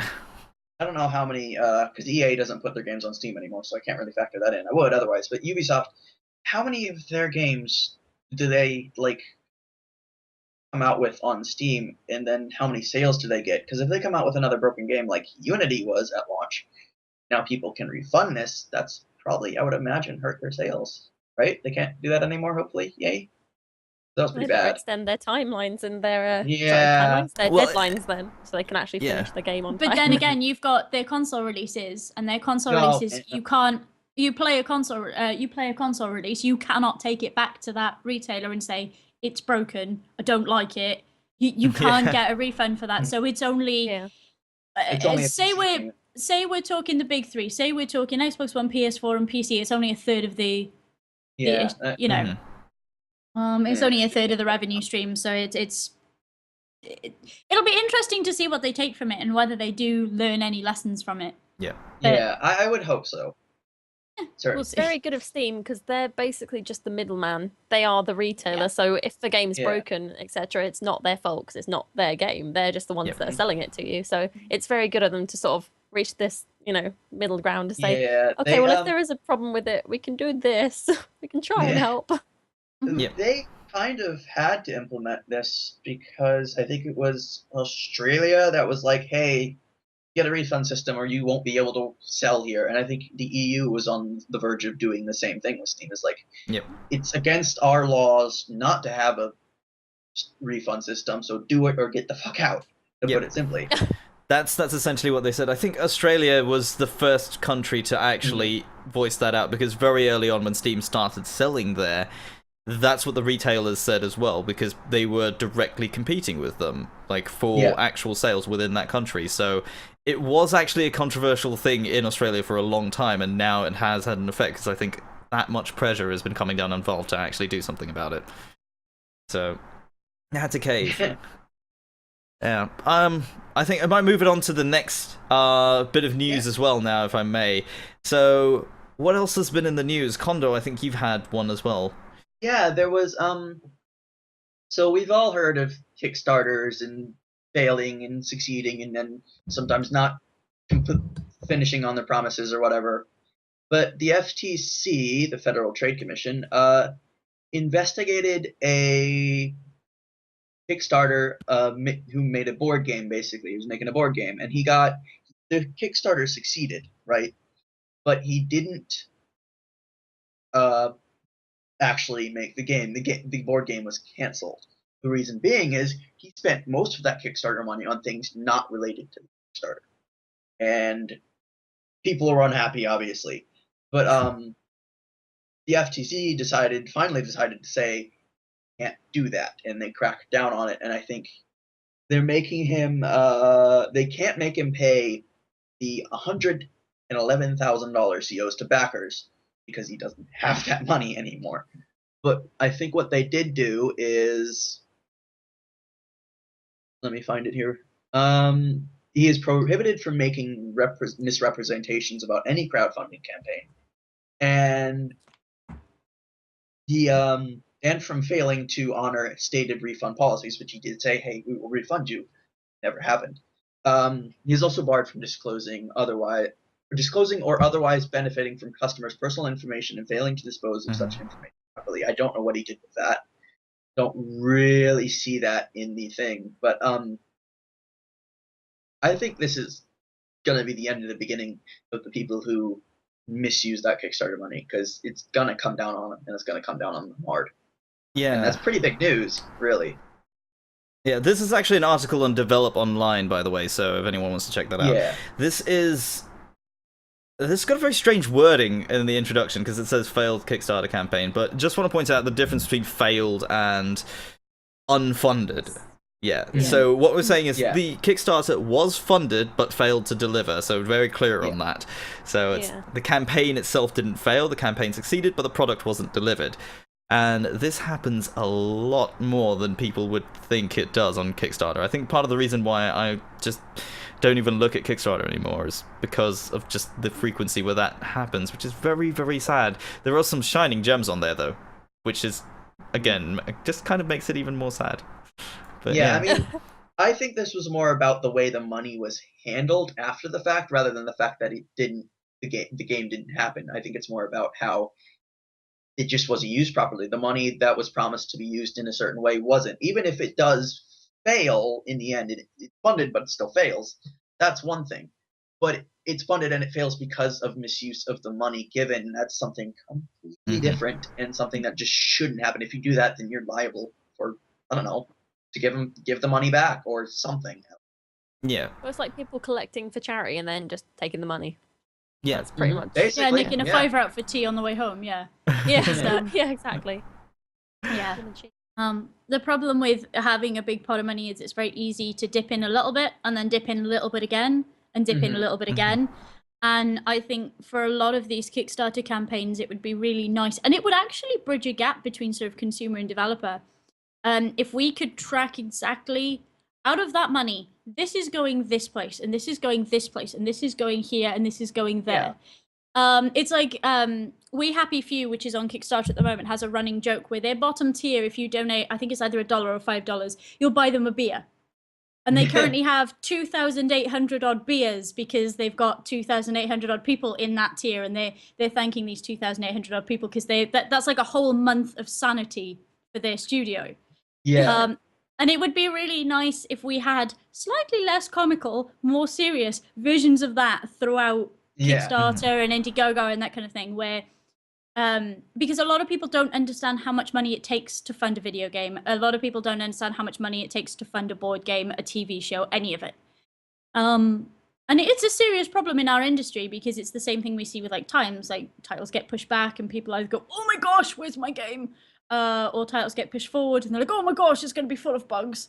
You haven't got that sort of happy medium anywhere.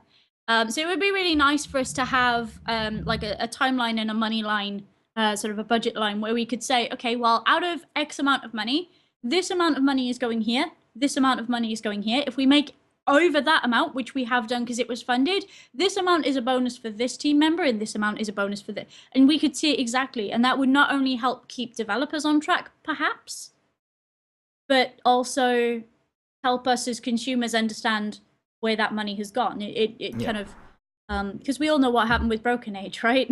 Where they funded the first half as the whole game, and then suddenly it was like, oh wait, no, actually, if we could stop occurrences like that happening by absolutely budgeting everything out, and I understand that that's a really huge ask, but even in the slightest of senses, that might help. Yeah. I mean, Kickstarter at its core is you have to treat it like an investment, but you also have to like have some assurances of where this money is going. And if you don't, I wouldn't recommend kickstarting it at all. Don't give it money because you might end up being like one of these poor people who donated to this board game guy. There goes your money. Yeah. Don't get anything out of it. Do we know if he made anything before? Because I've not heard of the game, but I mean, as I say, I'm quite open about the fact that I kickstarted We Happy Few about a week ago.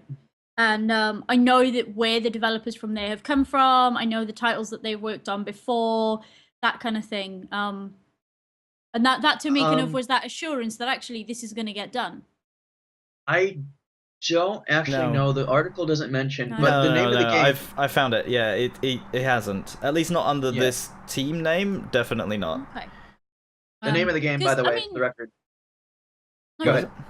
Well, the name of the game was The Doom That Came to the Atlantic, and I should mention, just in case anybody that is watching did actually kickstart that. As it happens, a third party eventually acquired the rights to the game, gave a free one to backers, and now has it available to buy on Amazon. So somebody ended up finishing it, I think, is what happened. Yeah, the name's just rung a bell in my head that somebody, I remember months ago, somebody saying that they were excited that it was going to Kickstarter or that it was, something in the back of my head. People talk to me about Kickstarter like all the time, and I hear so many titles, and it's so difficult to pick out ones that are potentially good from ones that are perhaps not worth backing. And I think that was one that slipped by me completely. Yeah. I think I've heard of it somewhere too. I just don't know. It's a name that definitely rings a bell anyways. But yeah, going back to the idea of budgets and basically the idea of transparency, like being clear about where the money allocation is going. And I have seen some projects try to do that, like they have broken it down what the actual costs are. So at the very least, it gives you some form of assurance that they know how, like, what they're planning to do with the money. But as for whether that happens or not, that's still not within our view. And I think as a whole, though, there's nothing wrong with having more transparency. Like, I have seen even free-to-play games that are under development, people playing, like PlanetSide 2 did this. They had a roadmap where they showed, these are the things we're going to implement, all right? And here we've done this much. So this is where we're up to, this is what's still to come. Even that is enough transparency for at least somebody who's backing you to understand that something is being done. Like, you hear so many times as well, like people have backed projects and then they don't get any updates. And even if they're working yeah, even if they're working on the project, like if you don't hear anything, it's a very worrying thing. Yeah, And then maybe definitely. suddenly you get, oh, here's your completed thing that you backed in the mail. Like suddenly it comes out, or maybe just it disappears and fizzles out and nobody hears anything. It's just a very uncertain territory at the moment, and it comes down to the actual creator to really be on the ball about it whenever they're making something, and really keep backers updated. So And it's very sad because if that person is then let down, and I mean that's that trust broken for game developers. I mean that's probably one person lost that might think about supporting another Kickstarter in the future. So essentially, all these people that have supported that one person that's abused their power, basically, that's broken a lot of their trust. So I mean, a lot of people will probably just brush it off and be like, "Oh well, it's just $1 or however much they supported." But for those that did the higher tier supports, that's probably just like, well, forget it. I'm never doing that again. Yeah, So I can it's vouch letting for down that. a lot of future developers. I can vouch for that. That's a really horrible thing. I invested quite heavily in Goddess. I was one of those people who adored Peter Molyneux and thought he was God on earth. And yeah, okay, he'd broken so many promises, but this time he was going to get it right. And I remember not hearing from 22 Cans for a whole year. And suddenly they were on Twitch again. And I went over to Twitch and was like, what is this? How dare you? Yeah. Genuinely, how dare you? After What a did they whole say? year, and like, yeah, what is this? Oh, we've got a beta code for you. And it's like, no, you don't get to disappear off the face of the planet. Tell me you've reinvented the game that I originally had a vested interest in, and then say, well, we've got a beta code for it. That's not okay. If you were gonna change the entire game, I should have been kept up to date with it the whole time. Yeah. And yeah, okay, I understand that schedules are difficult to work around, but it doesn't take 2 seconds to write a tweet. It really doesn't. Yeah. It's like bigger companies and things like outside of gaming industry. If other industries did that, it would be ridiculous. There'd be lawsuits, there'd be, daggers thrown, that'd be it. And it could bring, like with hospitals, for example, investors that donate to certain parts of the hospital for new machinery and things like that invest millions. Someone tried to do that with their Kickstarter, and the Kickstarter was just like, no, not doing it anymore. That'd be it. I think they'd probably end up, doing some serious damage to themselves or others. Yeah. Yeah, and that's the thing as well, like, because any project on Kickstarter, any campaign that doesn't get funded, or rather doesn't reach its funding goal, doesn't receive the money. Like, that's a flat rule. You have to reach your minimum funding goal in order to get any money at all. And then there's the stretch goals beyond that you can choose to give to people who back. But this is the thing, like, we see a lot of projects that have a lot of hype behind them, and they get funding very, very, very quickly. Like, the one thing that I always see about Kickstarter, in the media anyway, is such and such project was funded to this amount in 22 hours or something like that. Like, that's the headline most of the time, and it's because they reach ridiculous funding goals very, very quickly. Because there's so much hype behind them. Like, what was the most recent one? There's a Castlevania sort of successor coming. That was funded very quickly. Star Citizen as well had a crowdfunding that was funded million very quickly. And Ukulele was funded in 40 minutes, something like that. Like, some ridiculous amount of time, because everybody went, oh my gosh, it's the rare dudes. And just poured money at it. And it's just, and one of the key points as well, like, nostalgia factor comes into it. If it's a remake of an old game, like there's a Banjo-Kazooie successor coming as well. And these get huge amounts of support behind it because there are people who want to see these things done. Like, it's that kind of feeling where you have an idea and people go, I want to make this thing, this would be awesome, and somebody just happens to have that same idea. You see it on Kickstarter, you're going to throw money at it because you want it. And that kind of hype, it's very dangerous for a project, because I think it misrepresents the actual support, and it kind of puts the project itself on very dangerous territory, because they're going to get a lot more money than they need, and that's, I think, a very dangerous situation to be in. You having more money is good, but then all sorts of other factors like feature creep comes in, stretch goals. Like, are you going to start I'm gonna make a successor to Bioshock Infinite. I'm gonna get the rights for it, and I'm gonna make a Kickstarter for it. And even if we get $125,000, I'm going to give a die-cast statue of a Big Daddy to every single backer. Like, you have these kinds of like stretch goals coming up that they have to plan for, and a lot of the time, They're unrealistic. it is a little bit too much. It's a bit too much. So there's a very difficult situation where creators have to be very, very, very, very careful with their money, and this is just assuming that we're talking about legitimate projects. I'm not even including those that are trying to fleece people for money or anything like that. The actual legit projects, they're very, very careful with their budgets. So yeah, I don't even know what to think of Kickstarter at the moment anymore.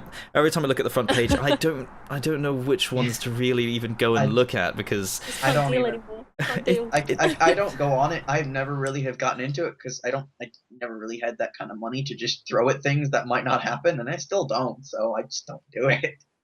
But Yeah. Literally, I got back into it like last week, and Mhm. I could not be more excited for one game on there, and it's not one that's particularly well known. It's not just I think it's got a gorgeous idea, and I think that's brilliant. If you can find trusted developers who are bringing forward a really new, fresh idea, and I mean, there are all sorts of sort of places to get hold of these links, but I mean, that one game I'm so excited for, and I haven't touched Kickstarter since Goddess. I just haven't, because it terrifies me now.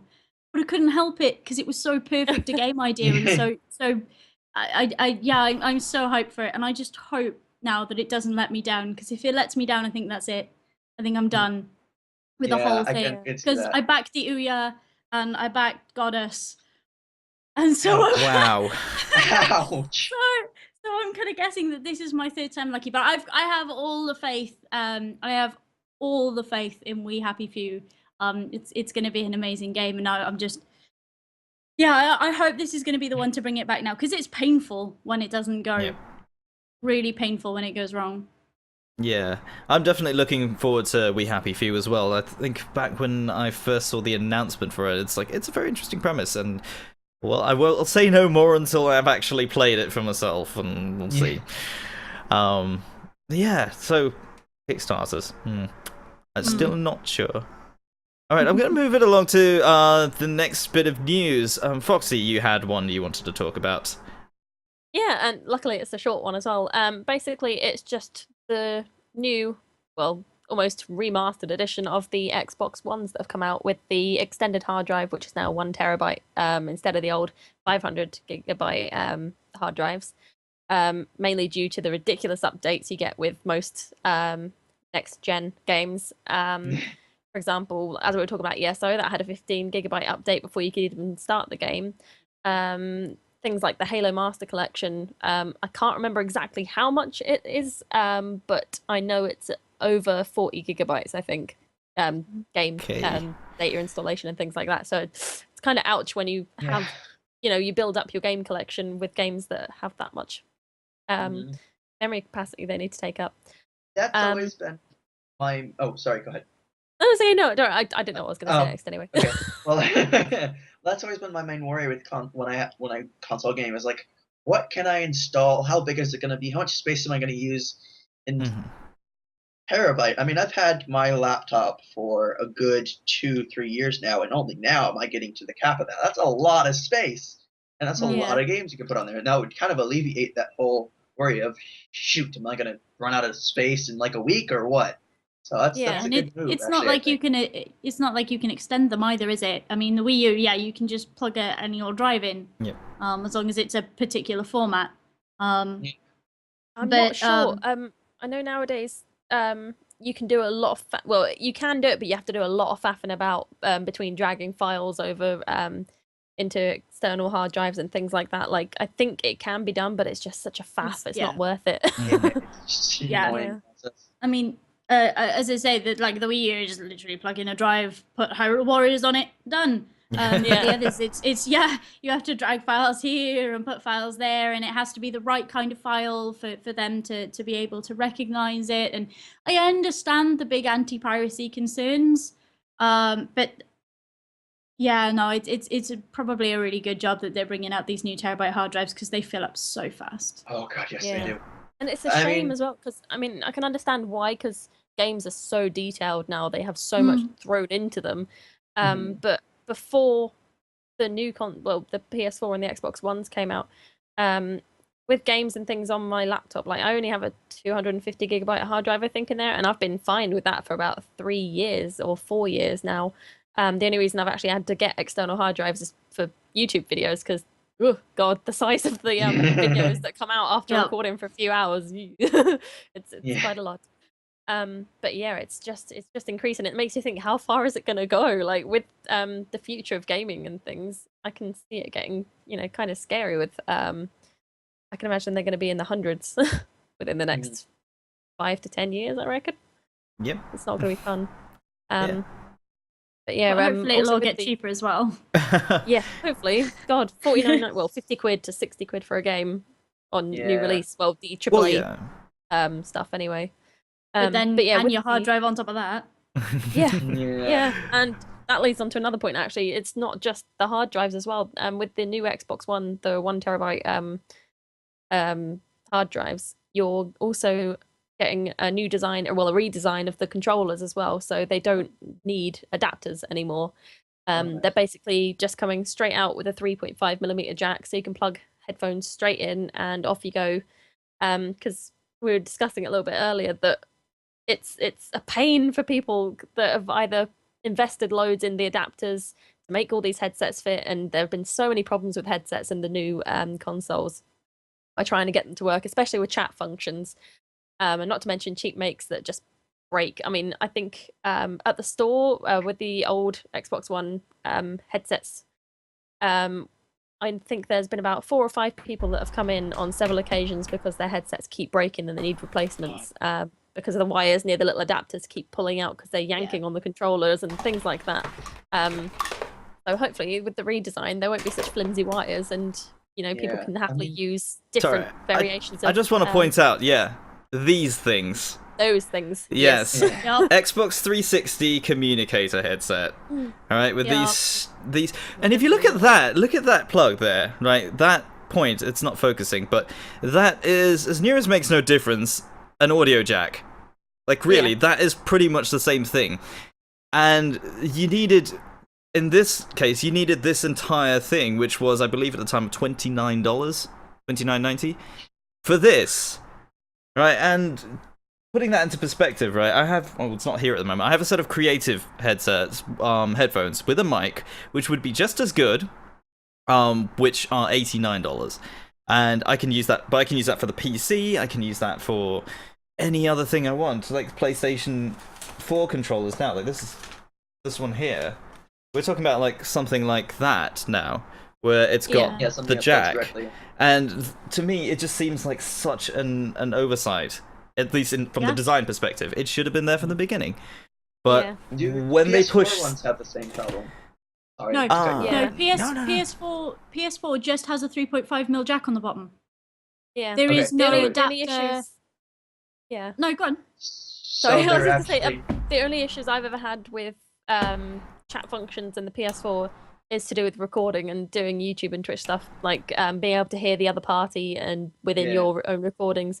And that's only when it comes to needing fiddly bits and extra adapters and things like that. Otherwise, like you're saying, you just pop the headset straight in. There is a thing with PS4 share chat that you have to enable the share play function so that people can hear you. And I forgot about that. And one of the things I did with you and another person, Panzer and Carly, and it's so annoying. I wish that was just on by default. But that's an entirely different subject. Anyways.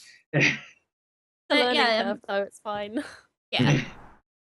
But no, these new controllers are a big spit in the face of the people who went out and bought an extra controller so that they could play with somebody else in their house.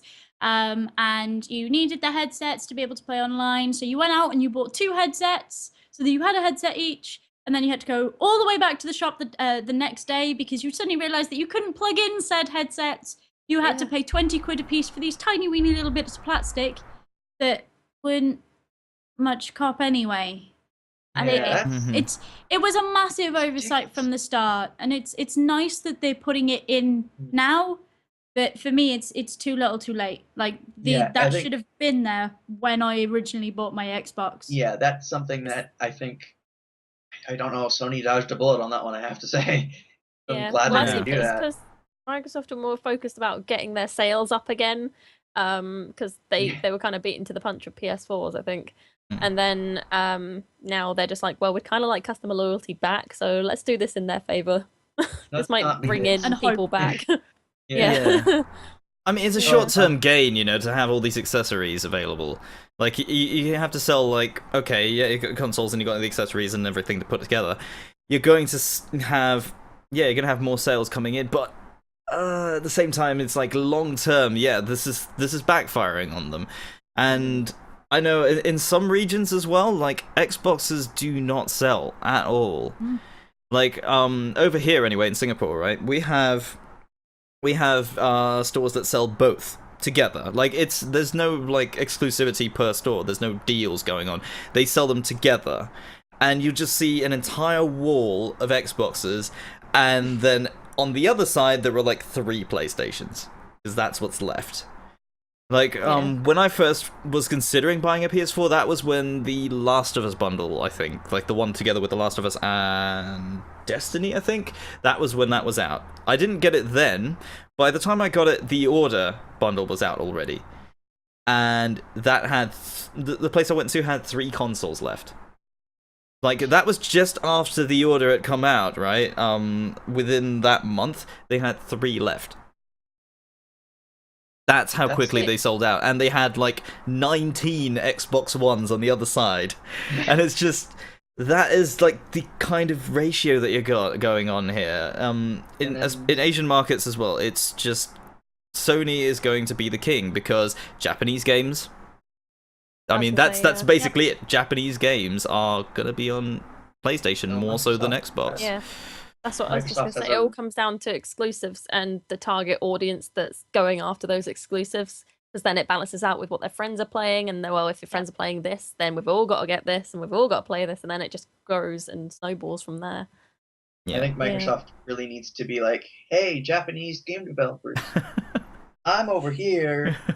Let's go make these games together. Well, I mean, when they launched to Japan, like the actual launch event, I think the first day they sold 9 consoles. I think it was. There was an actual report. It was the actual launch day of the Xbox One in Japan. Lord, that is awful. Like, oh my goodness. I wish I could find the link to it now, but that was like the report that came out. Yeah, so it doesn't sell there. It's a very, very Western console, unfortunately. Why do they even bother? But it is, isn't it? It is, isn't it? Because I mean, the shop that I used to work in, it was very much split because just up the road from the shop there was a university that would teach game development. Now everybody knows that, or we like to think that Sony are kind of more indie friendly than Microsoft, even though just because Microsoft idea Xbox has been pushed back and pushed under the rug so far now, so ridiculously far. So we had those guys who were into their JRPGs and were into sort of their really old school kind of games, really going for the PlayStation. And then you'd have all your FIFA players and your COD players, your Battlefield players, you know, your proper hardcore audience, as they like to call themselves. The console jocks. Yeah. Going for the Xbox. So where I was, it was very much split, but you knew that you knew from looking at somebody which audience they were going to belong to, and more often than not, it was a PlayStation audience. Just because those exclusives, when they come out, are really out there. Things like The Order was really out there. The Last of Us is really out there.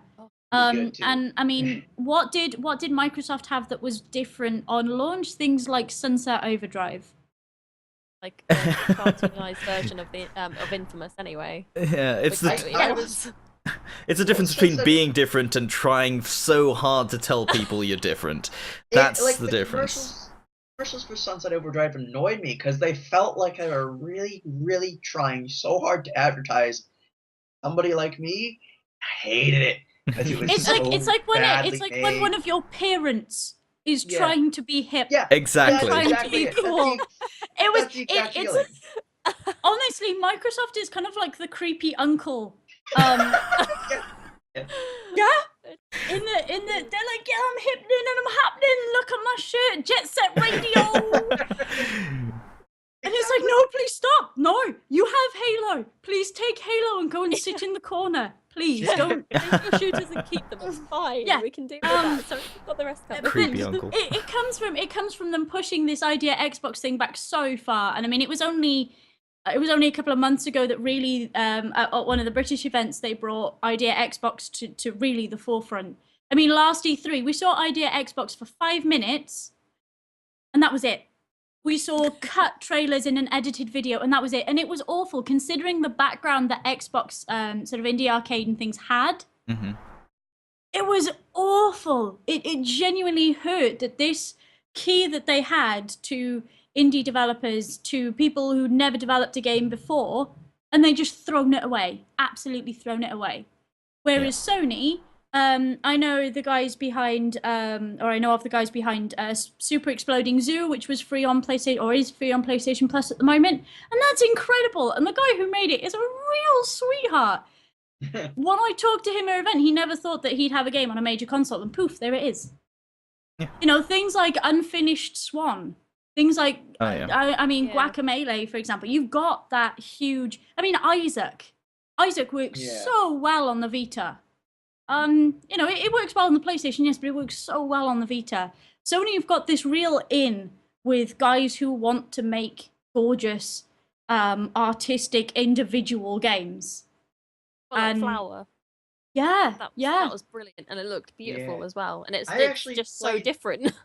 I actually played. I remember there was a video game, like a video game museum type showcase. I think it was at the Smithsonian National Museum in DC, and I went to that, and Flower was there, and that was the first time I got to hold a PlayStation 4 controller. But that was also the first time I played anything like Flower. Flower was brilliant. I had to give it up. I had to give it up to somebody else to use, but so I'm the only one who hasn't played it then. Have you at least played Journey though? Have you at least played Journey? No, I've been trying to get a copy of it. I've been trying to. I really have. I do. Actually, I completely forgot about. I feel bad. I'm gonna have to go and get the digital one now. Now I remember. No! Don't scour the store for a physical copy. I'm so lucky in that I've got a physical copy of Journey, Flower, and there's something else in there. I think on the PS, I want to say, and it's gorgeous. And I've got too many games. I've got too many physical games. You've got a game room upstairs full of them, and it blows my mind every time I walk in there. But no, I'm lucky enough to have a physical copy of it, and it's genuinely like video game history that you have in your hand. Yeah. Because Journey was incredible, absolutely incredible. But again, it was one of these short experiences that was massively artistic, and we just don't see enough of that from Microsoft. We just don't. And I think that's in this country where the divide sits. Is because Microsoft is all faithful shooters and footballs. Yeah. And Sony is that little bit different. It carries that narrative. I like Sony for that. I really do. I'm a Sony person. I mean, I love my shooters, but I'm much more of a Sony person than Xbox. I can't get into Xbox, but Sony has something going on there that they should definitely stick to. For sure. Yeah, I'm very biased. That's why I'm trying to be quiet, because I'm totally unbalanced for like Microsoft and PlayStation. I'm totally a PlayStation person. I know. I'm not much for Microsoft in general, so I guess my opinion is pretty fucking biased. But but see, I've got both, so you guys can listen to me. I've got both. No, I've actually owned both as well. I have an Xbox 360. I don't have an Xbox One. I don't think I ever will. I've got an Xbox One and I've got the PS4, and I must say I spend far more time. To be fair, the only reason I spend far more time on the PS4 is because I have Skylanders, and Skylanders have taken over my life. You guys don't even want to start me on my Skylander collection. But no, I mean, I've got both. I love what Sony has done with its simplicity, with the way that they've run the PlayStation Plus scheme. And it's really interesting to see that kind of divide in titles, the divide in exclusives. And again, that divide between console jocks and the students that would come down, and that was all kind of interesting. I honestly think Sony got it right, and I can't wait because there's rumbles of them having a terabyte hard drive console, right? I would assume Yeah. so. We had Yeah. a few customers come in talking about it. I was like, oh, this is the first time I heard of it. Oh, Oops. yeah. No, I'm Yeah. pretty sure there are rumbles of that as well. So that'll be nice when it comes out. Yeah. I think that will be a good As one. long as they Can don't you bring it out upgrade in to white. it? Or do you Oh, have I've to- got the white one. Oh, I like yeah, the white no. one. I have the white one as well. I'm so sorry. I just It's think alright, the rest of my they're room's white. It's not like you couldn't tell, right? I held this up earlier. Yeah, you did have a controller. Yes. Oh, you scumbag! I- I've got the white Xbox One and I've got the black PS4. I remember thinking that the white PS1s looked like we used to have these knockoff PS2s down on the market where I come from that were just really cheap white plastic that was like Yeah. two plastic Oh. boxes stuck together that would play CDs. And they just reminded me so much of that I can't wrap my brain around the white PS4. I know what you're talking about, and I have to agree. Yeah. I'm all for the black I PS4. can see it, but Actually, in my head, I was just like, well, this is kind of Portal-ish, so I like it. No, I mean, that's the reason I got it as well. yeah. The only other like different looking console I have is the Xbox 360 that I got. It's the Halo edition one. I don't even like Halo. Dislike they're Halo, pretty. actually. Have you got the controller There it as is. well? Yeah, it's really Yeah. good looking. They're It's so such pretty. an awesome design, so I don't care. It came with Halo 4 and I think, that looks The nice, Gears so I'm of gonna War get it are anyway. pretty too. The Gears of War are really pretty. Yeah, I haven't Yeah. seen those. They're but really yeah, I nice. assume so. We need more consoles like that have really pretty designs. Why have to stick with the white and I don't black? know, Give us I- something awesome. Yeah. Part of the reason I got the white one as well is because I was thinking of stenciling something onto it once. Yeah. There you go. Yeah, Like, I so kinda that's see another that. thing. It's just waiting for a Sharpie to come along, like. No, really. I'm actually gonna like try it once its warranty is up. I'm going to disassemble once the the case and warranty actually is up. paint it, like properly paint it. Just try I and can see return that it, will be the like, what have reason. you done? It's just like there's pretty flowers on it now. I can see that being a reason to get the white console though, is because it is kind of you put stuff on it and paint it. and I shit. mean, you can do that with the black one as well, just in well, one I color. mean, you Put just decals on them, and Yeah. a lot of the Yeah. guys who I know who do decal work have produced some really gorgeous consoles, like stunning looking consoles. Yeah. You can put like sort of like the skins, like wallpapers. Yeah, like there was Yeah. one that I saw on Amazon. It was wood, which looks really nice. You wouldn't think it, but it looks really nice. It's like it's The a wooden wood Xbox Ones are gorgeous looking. Yeah. Oh. That's Yeah. where that really lends. Mm. Was it us that were looking at this? Yes. Yeah, It was just just- crossed my okay, I was mind. just making sure. I was just thinking of all like the cheesy tiger ones and things like that you sort of see on, Yeah, you know, the massive large black T-shirts that have just like a statement sort of spiritual animal on the front, things like that. I might have My one of Xbox those. One has 3 wolves howling to the moon on it. I didn't even know like It the whole doesn't. It doesn't. But that's yeah.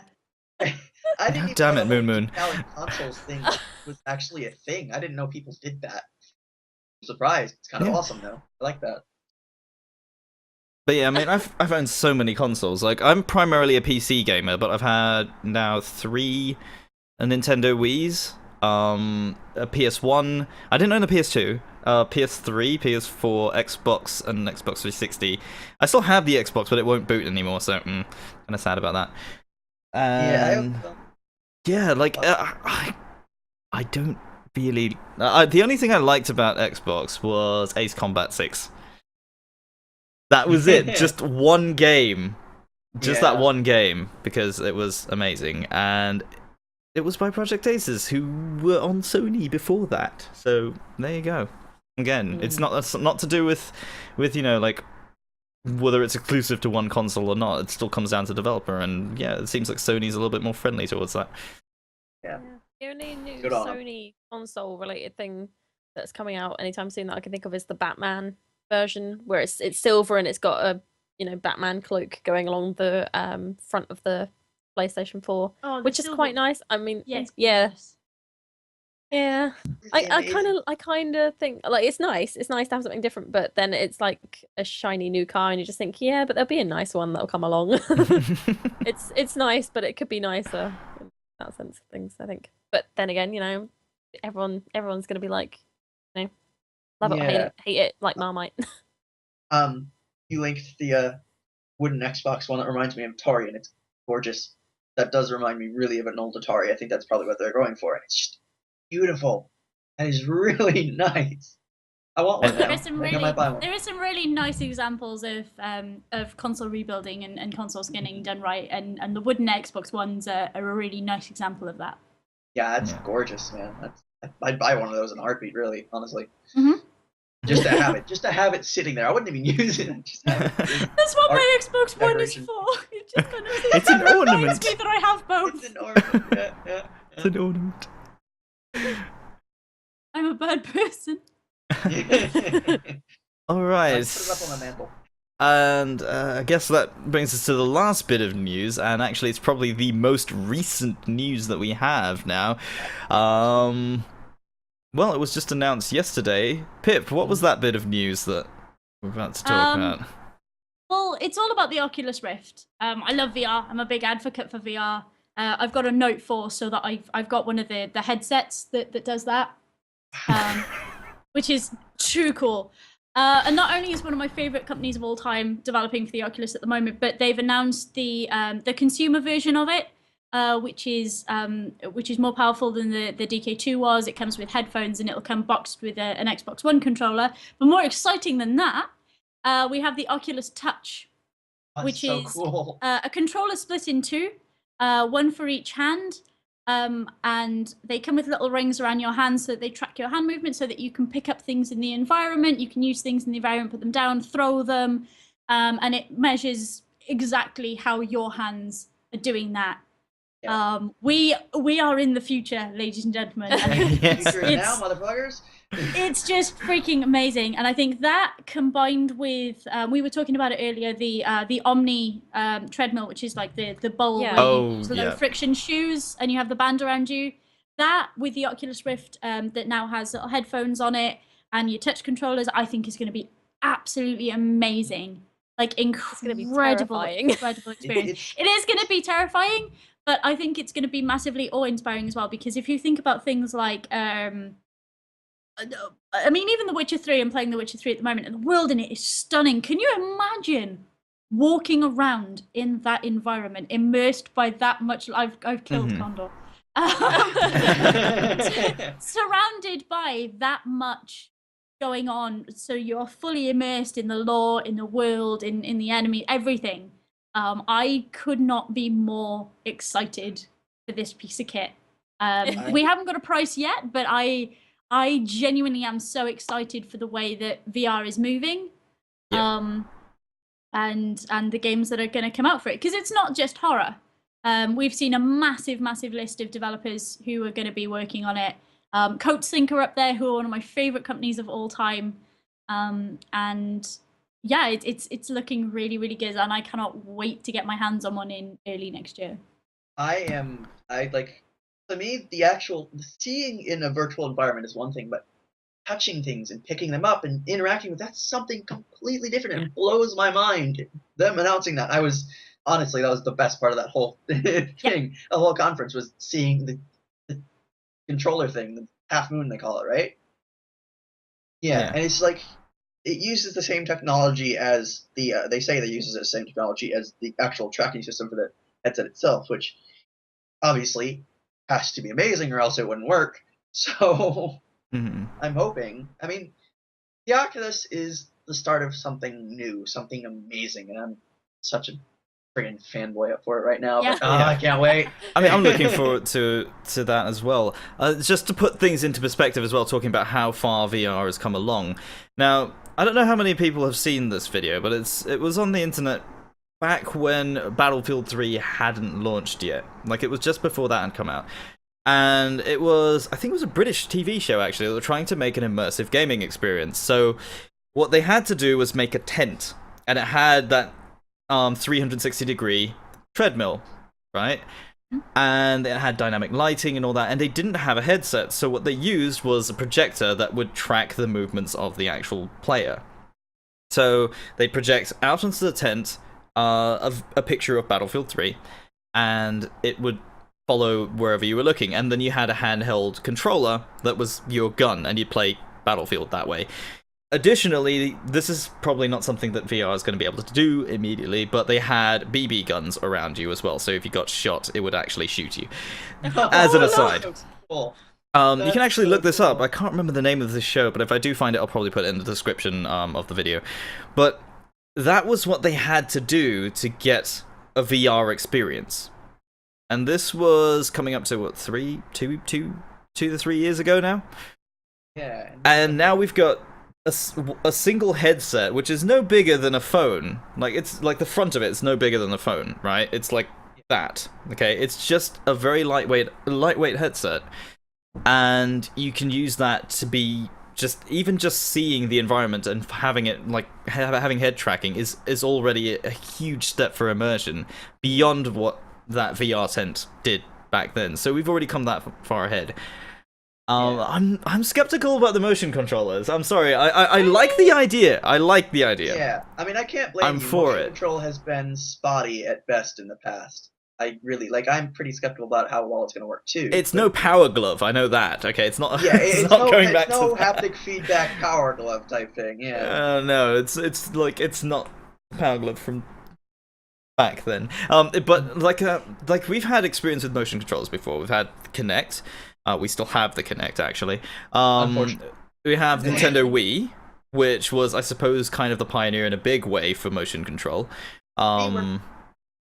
And that sort of thing, like, okay, the Nintendo controllers worked. I don't mind them. They actually do work They were pretty reasonably good. well. So if we're looking at an extension of that, like when I saw the actual controller, it made me think of the Wiimote and the Nunchuck. That's what it made me think of.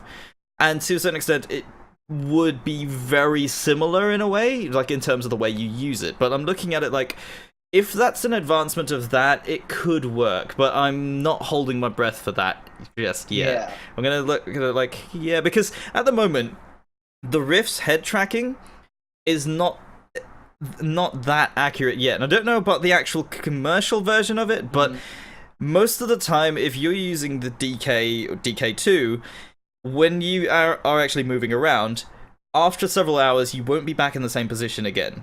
Right, there is a degree of error to it that is there. Now, if you apply that to hand movements, there's a lot more movement there that could have that error in it. So I'm not sure exactly how that's going to work, how they've made it more accurate, but I'm hoping it's good. But I'm still like, I don't know if it's going to be good. I really don't. I don't think that's going to ship with the first. It's not going to be going with the Oculus immediately when it first ships. Because they said it was like, oh, it's still in development or whatever the hell they said, I forget. But yeah, as far as I could tell, the first controller that's going to come with it is the Xbox One controller, which that's a thing. So, but I think that's a really important step. Those motion controls are a really important step forward, though. Because, and I'm going to mention them again because I think they're amazing. CodeSync developed a game called Esper, which I don't know if you guys have ever come across. But originally, it was a game for the Samsung Gear, which has got a touchpad on the side. And the idea is you have telekinesis. So it's very Portal-esque in that you've got these big glass mazes and you move the ball around the maze. But in order to pick the ball up and put it down, throw it forward, throw it back, you use the touchpad on your temple. Like as if you were trying to use telekinesis. And that's just so cool. that, playing it with a controller, I actually played it with a mouse and keyboard, and then playing it with the touchpad, it was a whole different experience putting my hand up to my head rather than clicking a button. Like, incredibly different. It really put you into the game. And so, yeah, massively. Because, I mean, that's immediately what you think of when you think of telekinesis, is that you do that and you can concentrate with That's so cool. But that was they looked at the gear and gone, that's a really interesting place for a touchpad, and gone from there. And it's an incredible game. Very, very clever sort of mechanically, but also the way that it fits in with the device that it uses is very clever. And I think those motion controls are going to become a really integral part of VR, even if these aren't, even if the Half Moon controllers don't quite hit it. I think they're going to be a really important step forward because that extra little bit of immersion, you'd be surprised at how much of a difference that makes.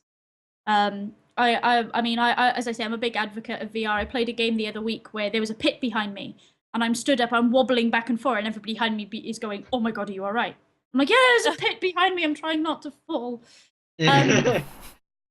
But then having the controller and stepping forward, I instantly stood straight back up again. Because I'd snapped out of whatever that mindset was where I had the pit behind me. So I think, I think stuff like that is really going to take you out of the experience around you and really pull you into the game. And I think that's going to be incredible. Even if it doesn't quite hit the bar with these, I think it's a massitive step forward, and it's going to be absolutely incredible when we get it right. Yeah, I mean, it is, after all, it's the first of its kind, really. I mean, Samsung Gear has been there. I don't know much about that, but Oculus is kind of its standalone thing. It doesn't need anything else except for a computer, of course. But I mean, it's the first step. It's everything that comes after this is gonna just get even more amazing, and we'll see a lot of stuff. So that's why I'm really like trying to encourage it.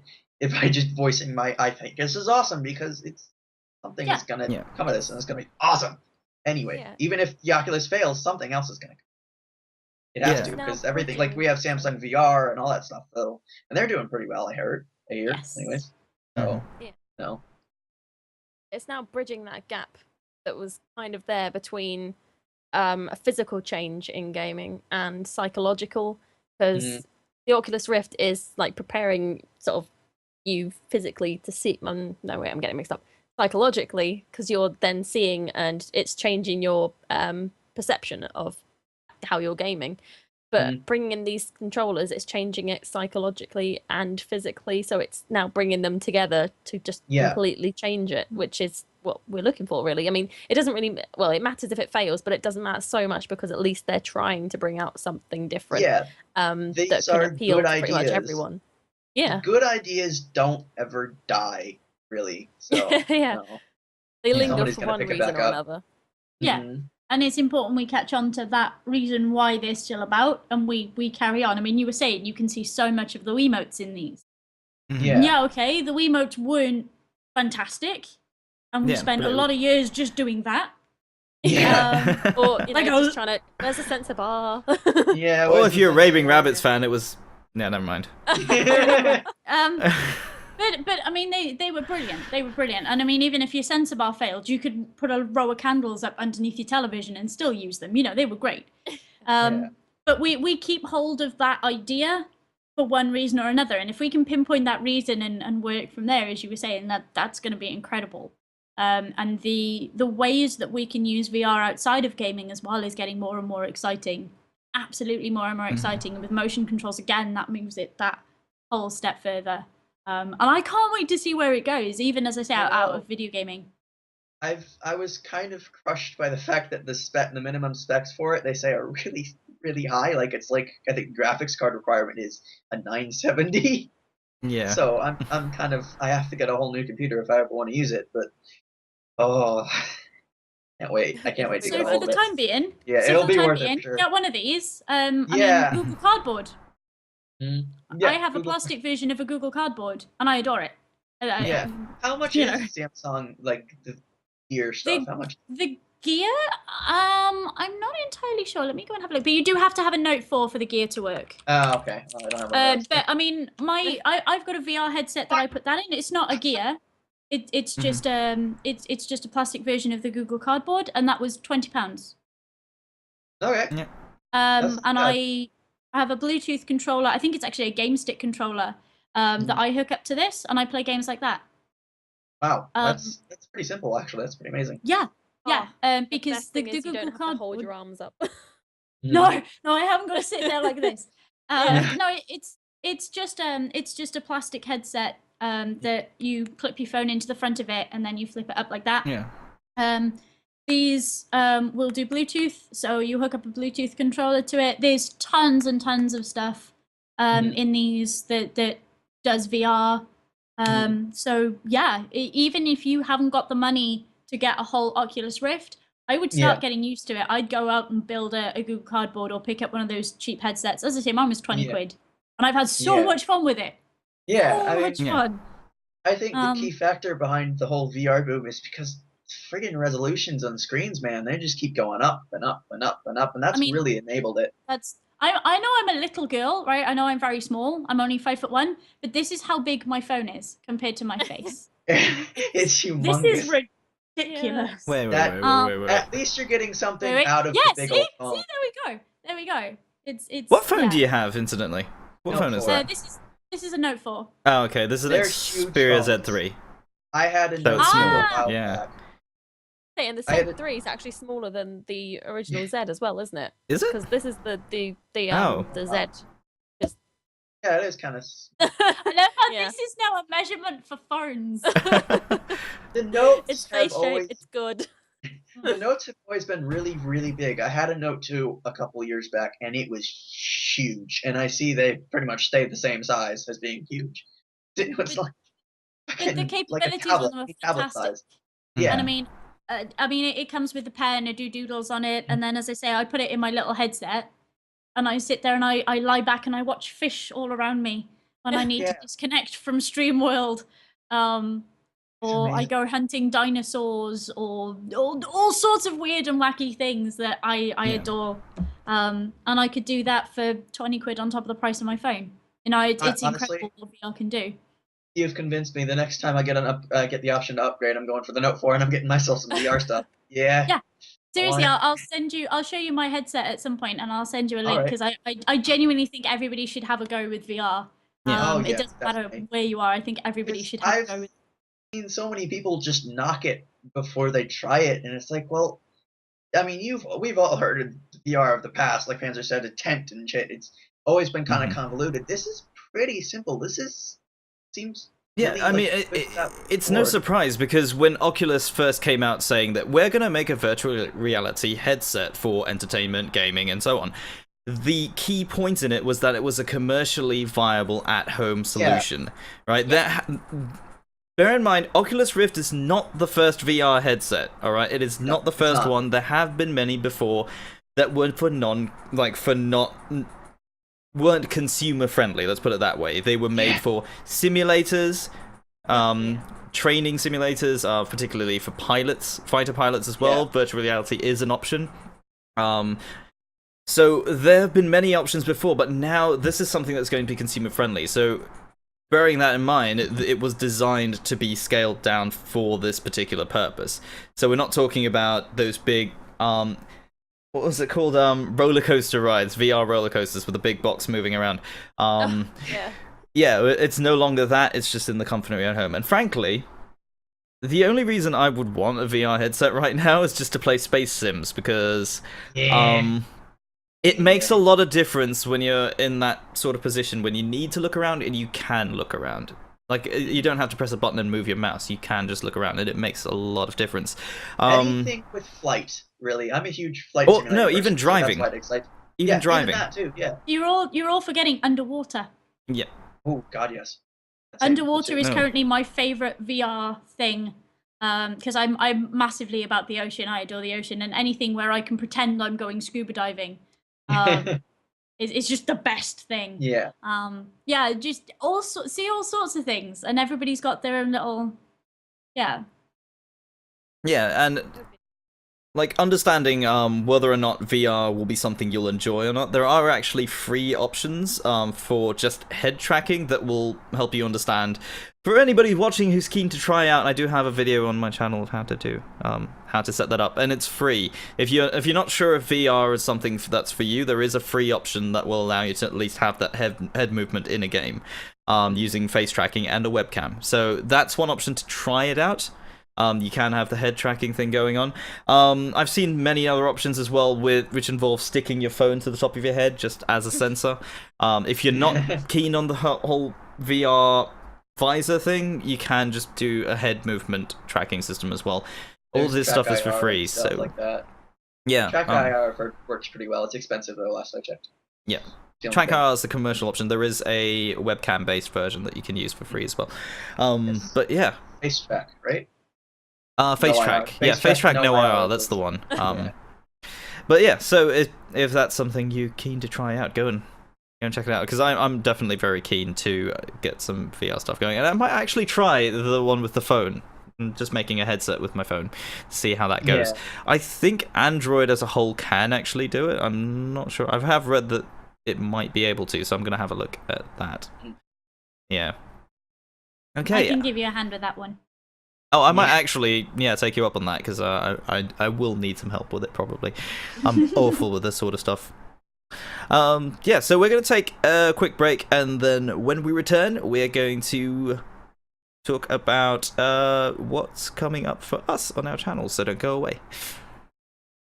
And welcome back, ladies and gentlemen, to the last segment of the show. Before we continue, actually, we were talking about VR just before we left off, so Pip, do you have something that you wanted to talk about just there? Yeah, just really quickly, if you're looking, if you've got an Android phone or an iPhone that is capable of doing VR, you've got access to like VR apps in your Play Store and things.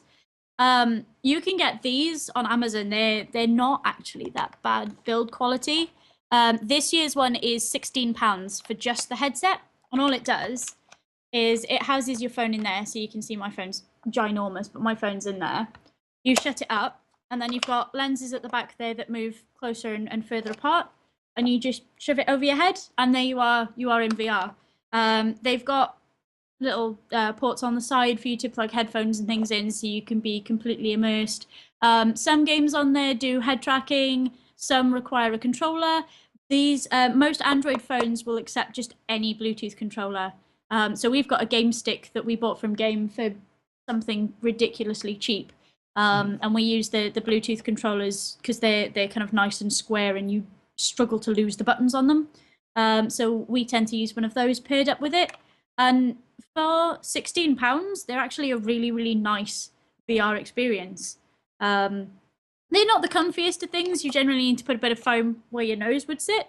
But they're really, really great. And the VR selection on the Play Store is only going to get bigger, because with things like Unity 5 now, switching over to like a 3D view is only one checkbox.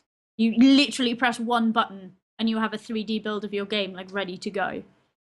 So if you're looking to get into VR and you have either an Android phone or one of the later iPhones, I think, these are a really, really sound investment if you can't afford the like £100 plus for a Samsung Gear or whatever ungodly price they put on the Oculus. But yeah, if you want to get into it like now while it's still quite young, these are a really, really nice way of doing it. They're just plastic versions of the Google Cardboard, really.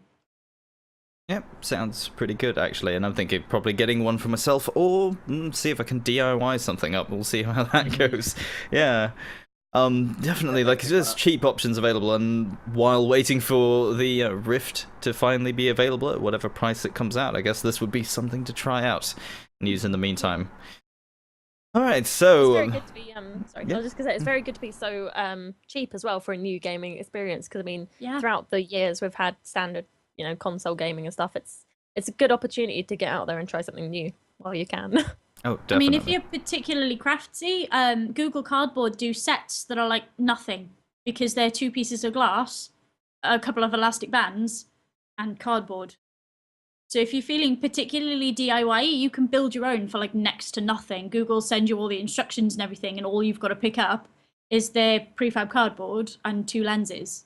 So yeah, if you're into building your own and things, that's a really, really cheap way of getting into it.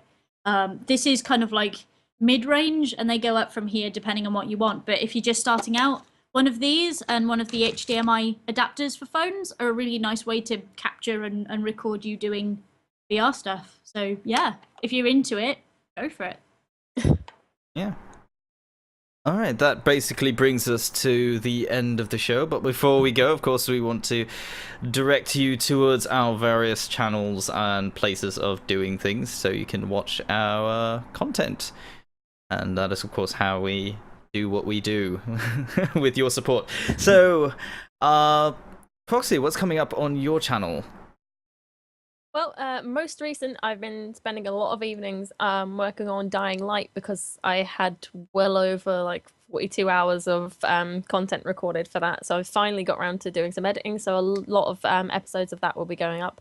I will finally get around to finishing Tomb Raider at some point during the next week, because work's quite sparse. So I've got a lot of free hours to do and try and catch up on the backlog of all the games I have that I haven't got around to playing yet.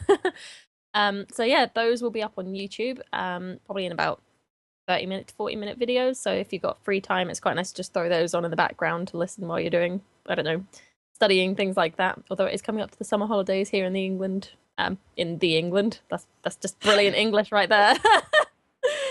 It's coming up to the summer holidays for a lot of kids that are in school or in college. So yeah, perfect excuse to get onto the YouTube and check out everyone's channels. If you can't find me on YouTube, I'm on Twitter. I'm on Facebook, but that's mainly sort of towards personal reasons, things like that. I do have a Facebook page. I'm going to try and get back into updating that. Other than that, Twitter, YouTube, Twitch in the near future, as soon as I get a PC that can actually handle streaming. But yeah, then that's it. That's pretty much it. Alright, and of course the links to your channels will be in the description below. If you can't find them, of course it's underneath their names for the last 2 hours. Their names are underneath their webcams, rather. English is failing me too. Yes, so right below you can find her name right there. And and Condor, what will you be doing? I'm hoping to get back into streaming. I haven't been able to recently because it's just been really hard to play games for long periods of time without my eyes just watering and just getting all fatigued and stuff. So I'm hoping once I get my glasses, I'll be able to get it back into that. So probably like 2 weeks from now, something like that. Next week when the next podcast comes back out, hopefully I'll be streaming again by then. And the one after this, of course. And that's really about it.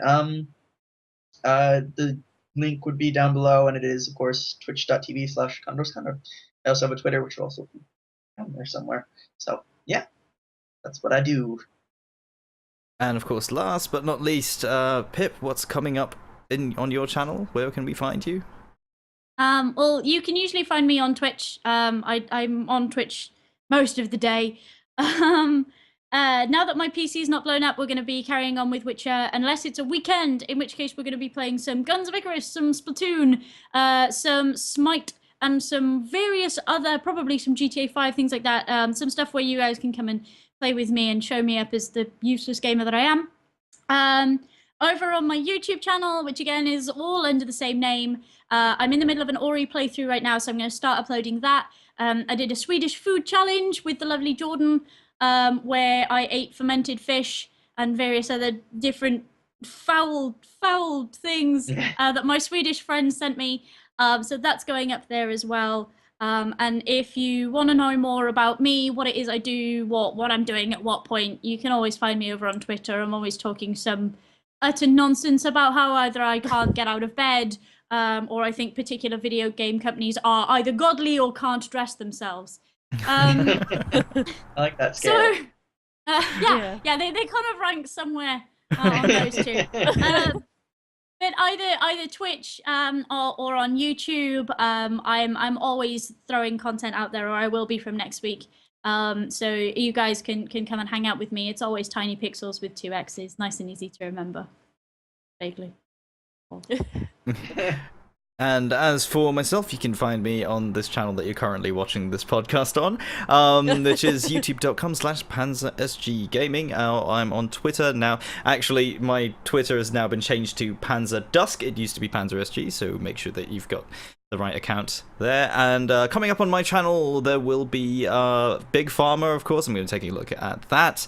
And a couple of other games that I've just received and can't really talk about yet. So stay tuned in the next week or so. I am going to be away for Army Reservists next week, so the videos will be probably up Tuesday and Thursday, as per usual. But if not, I will be tweeting about it quite angrily if they didn't go up, because I won't be able to do anything about it from there.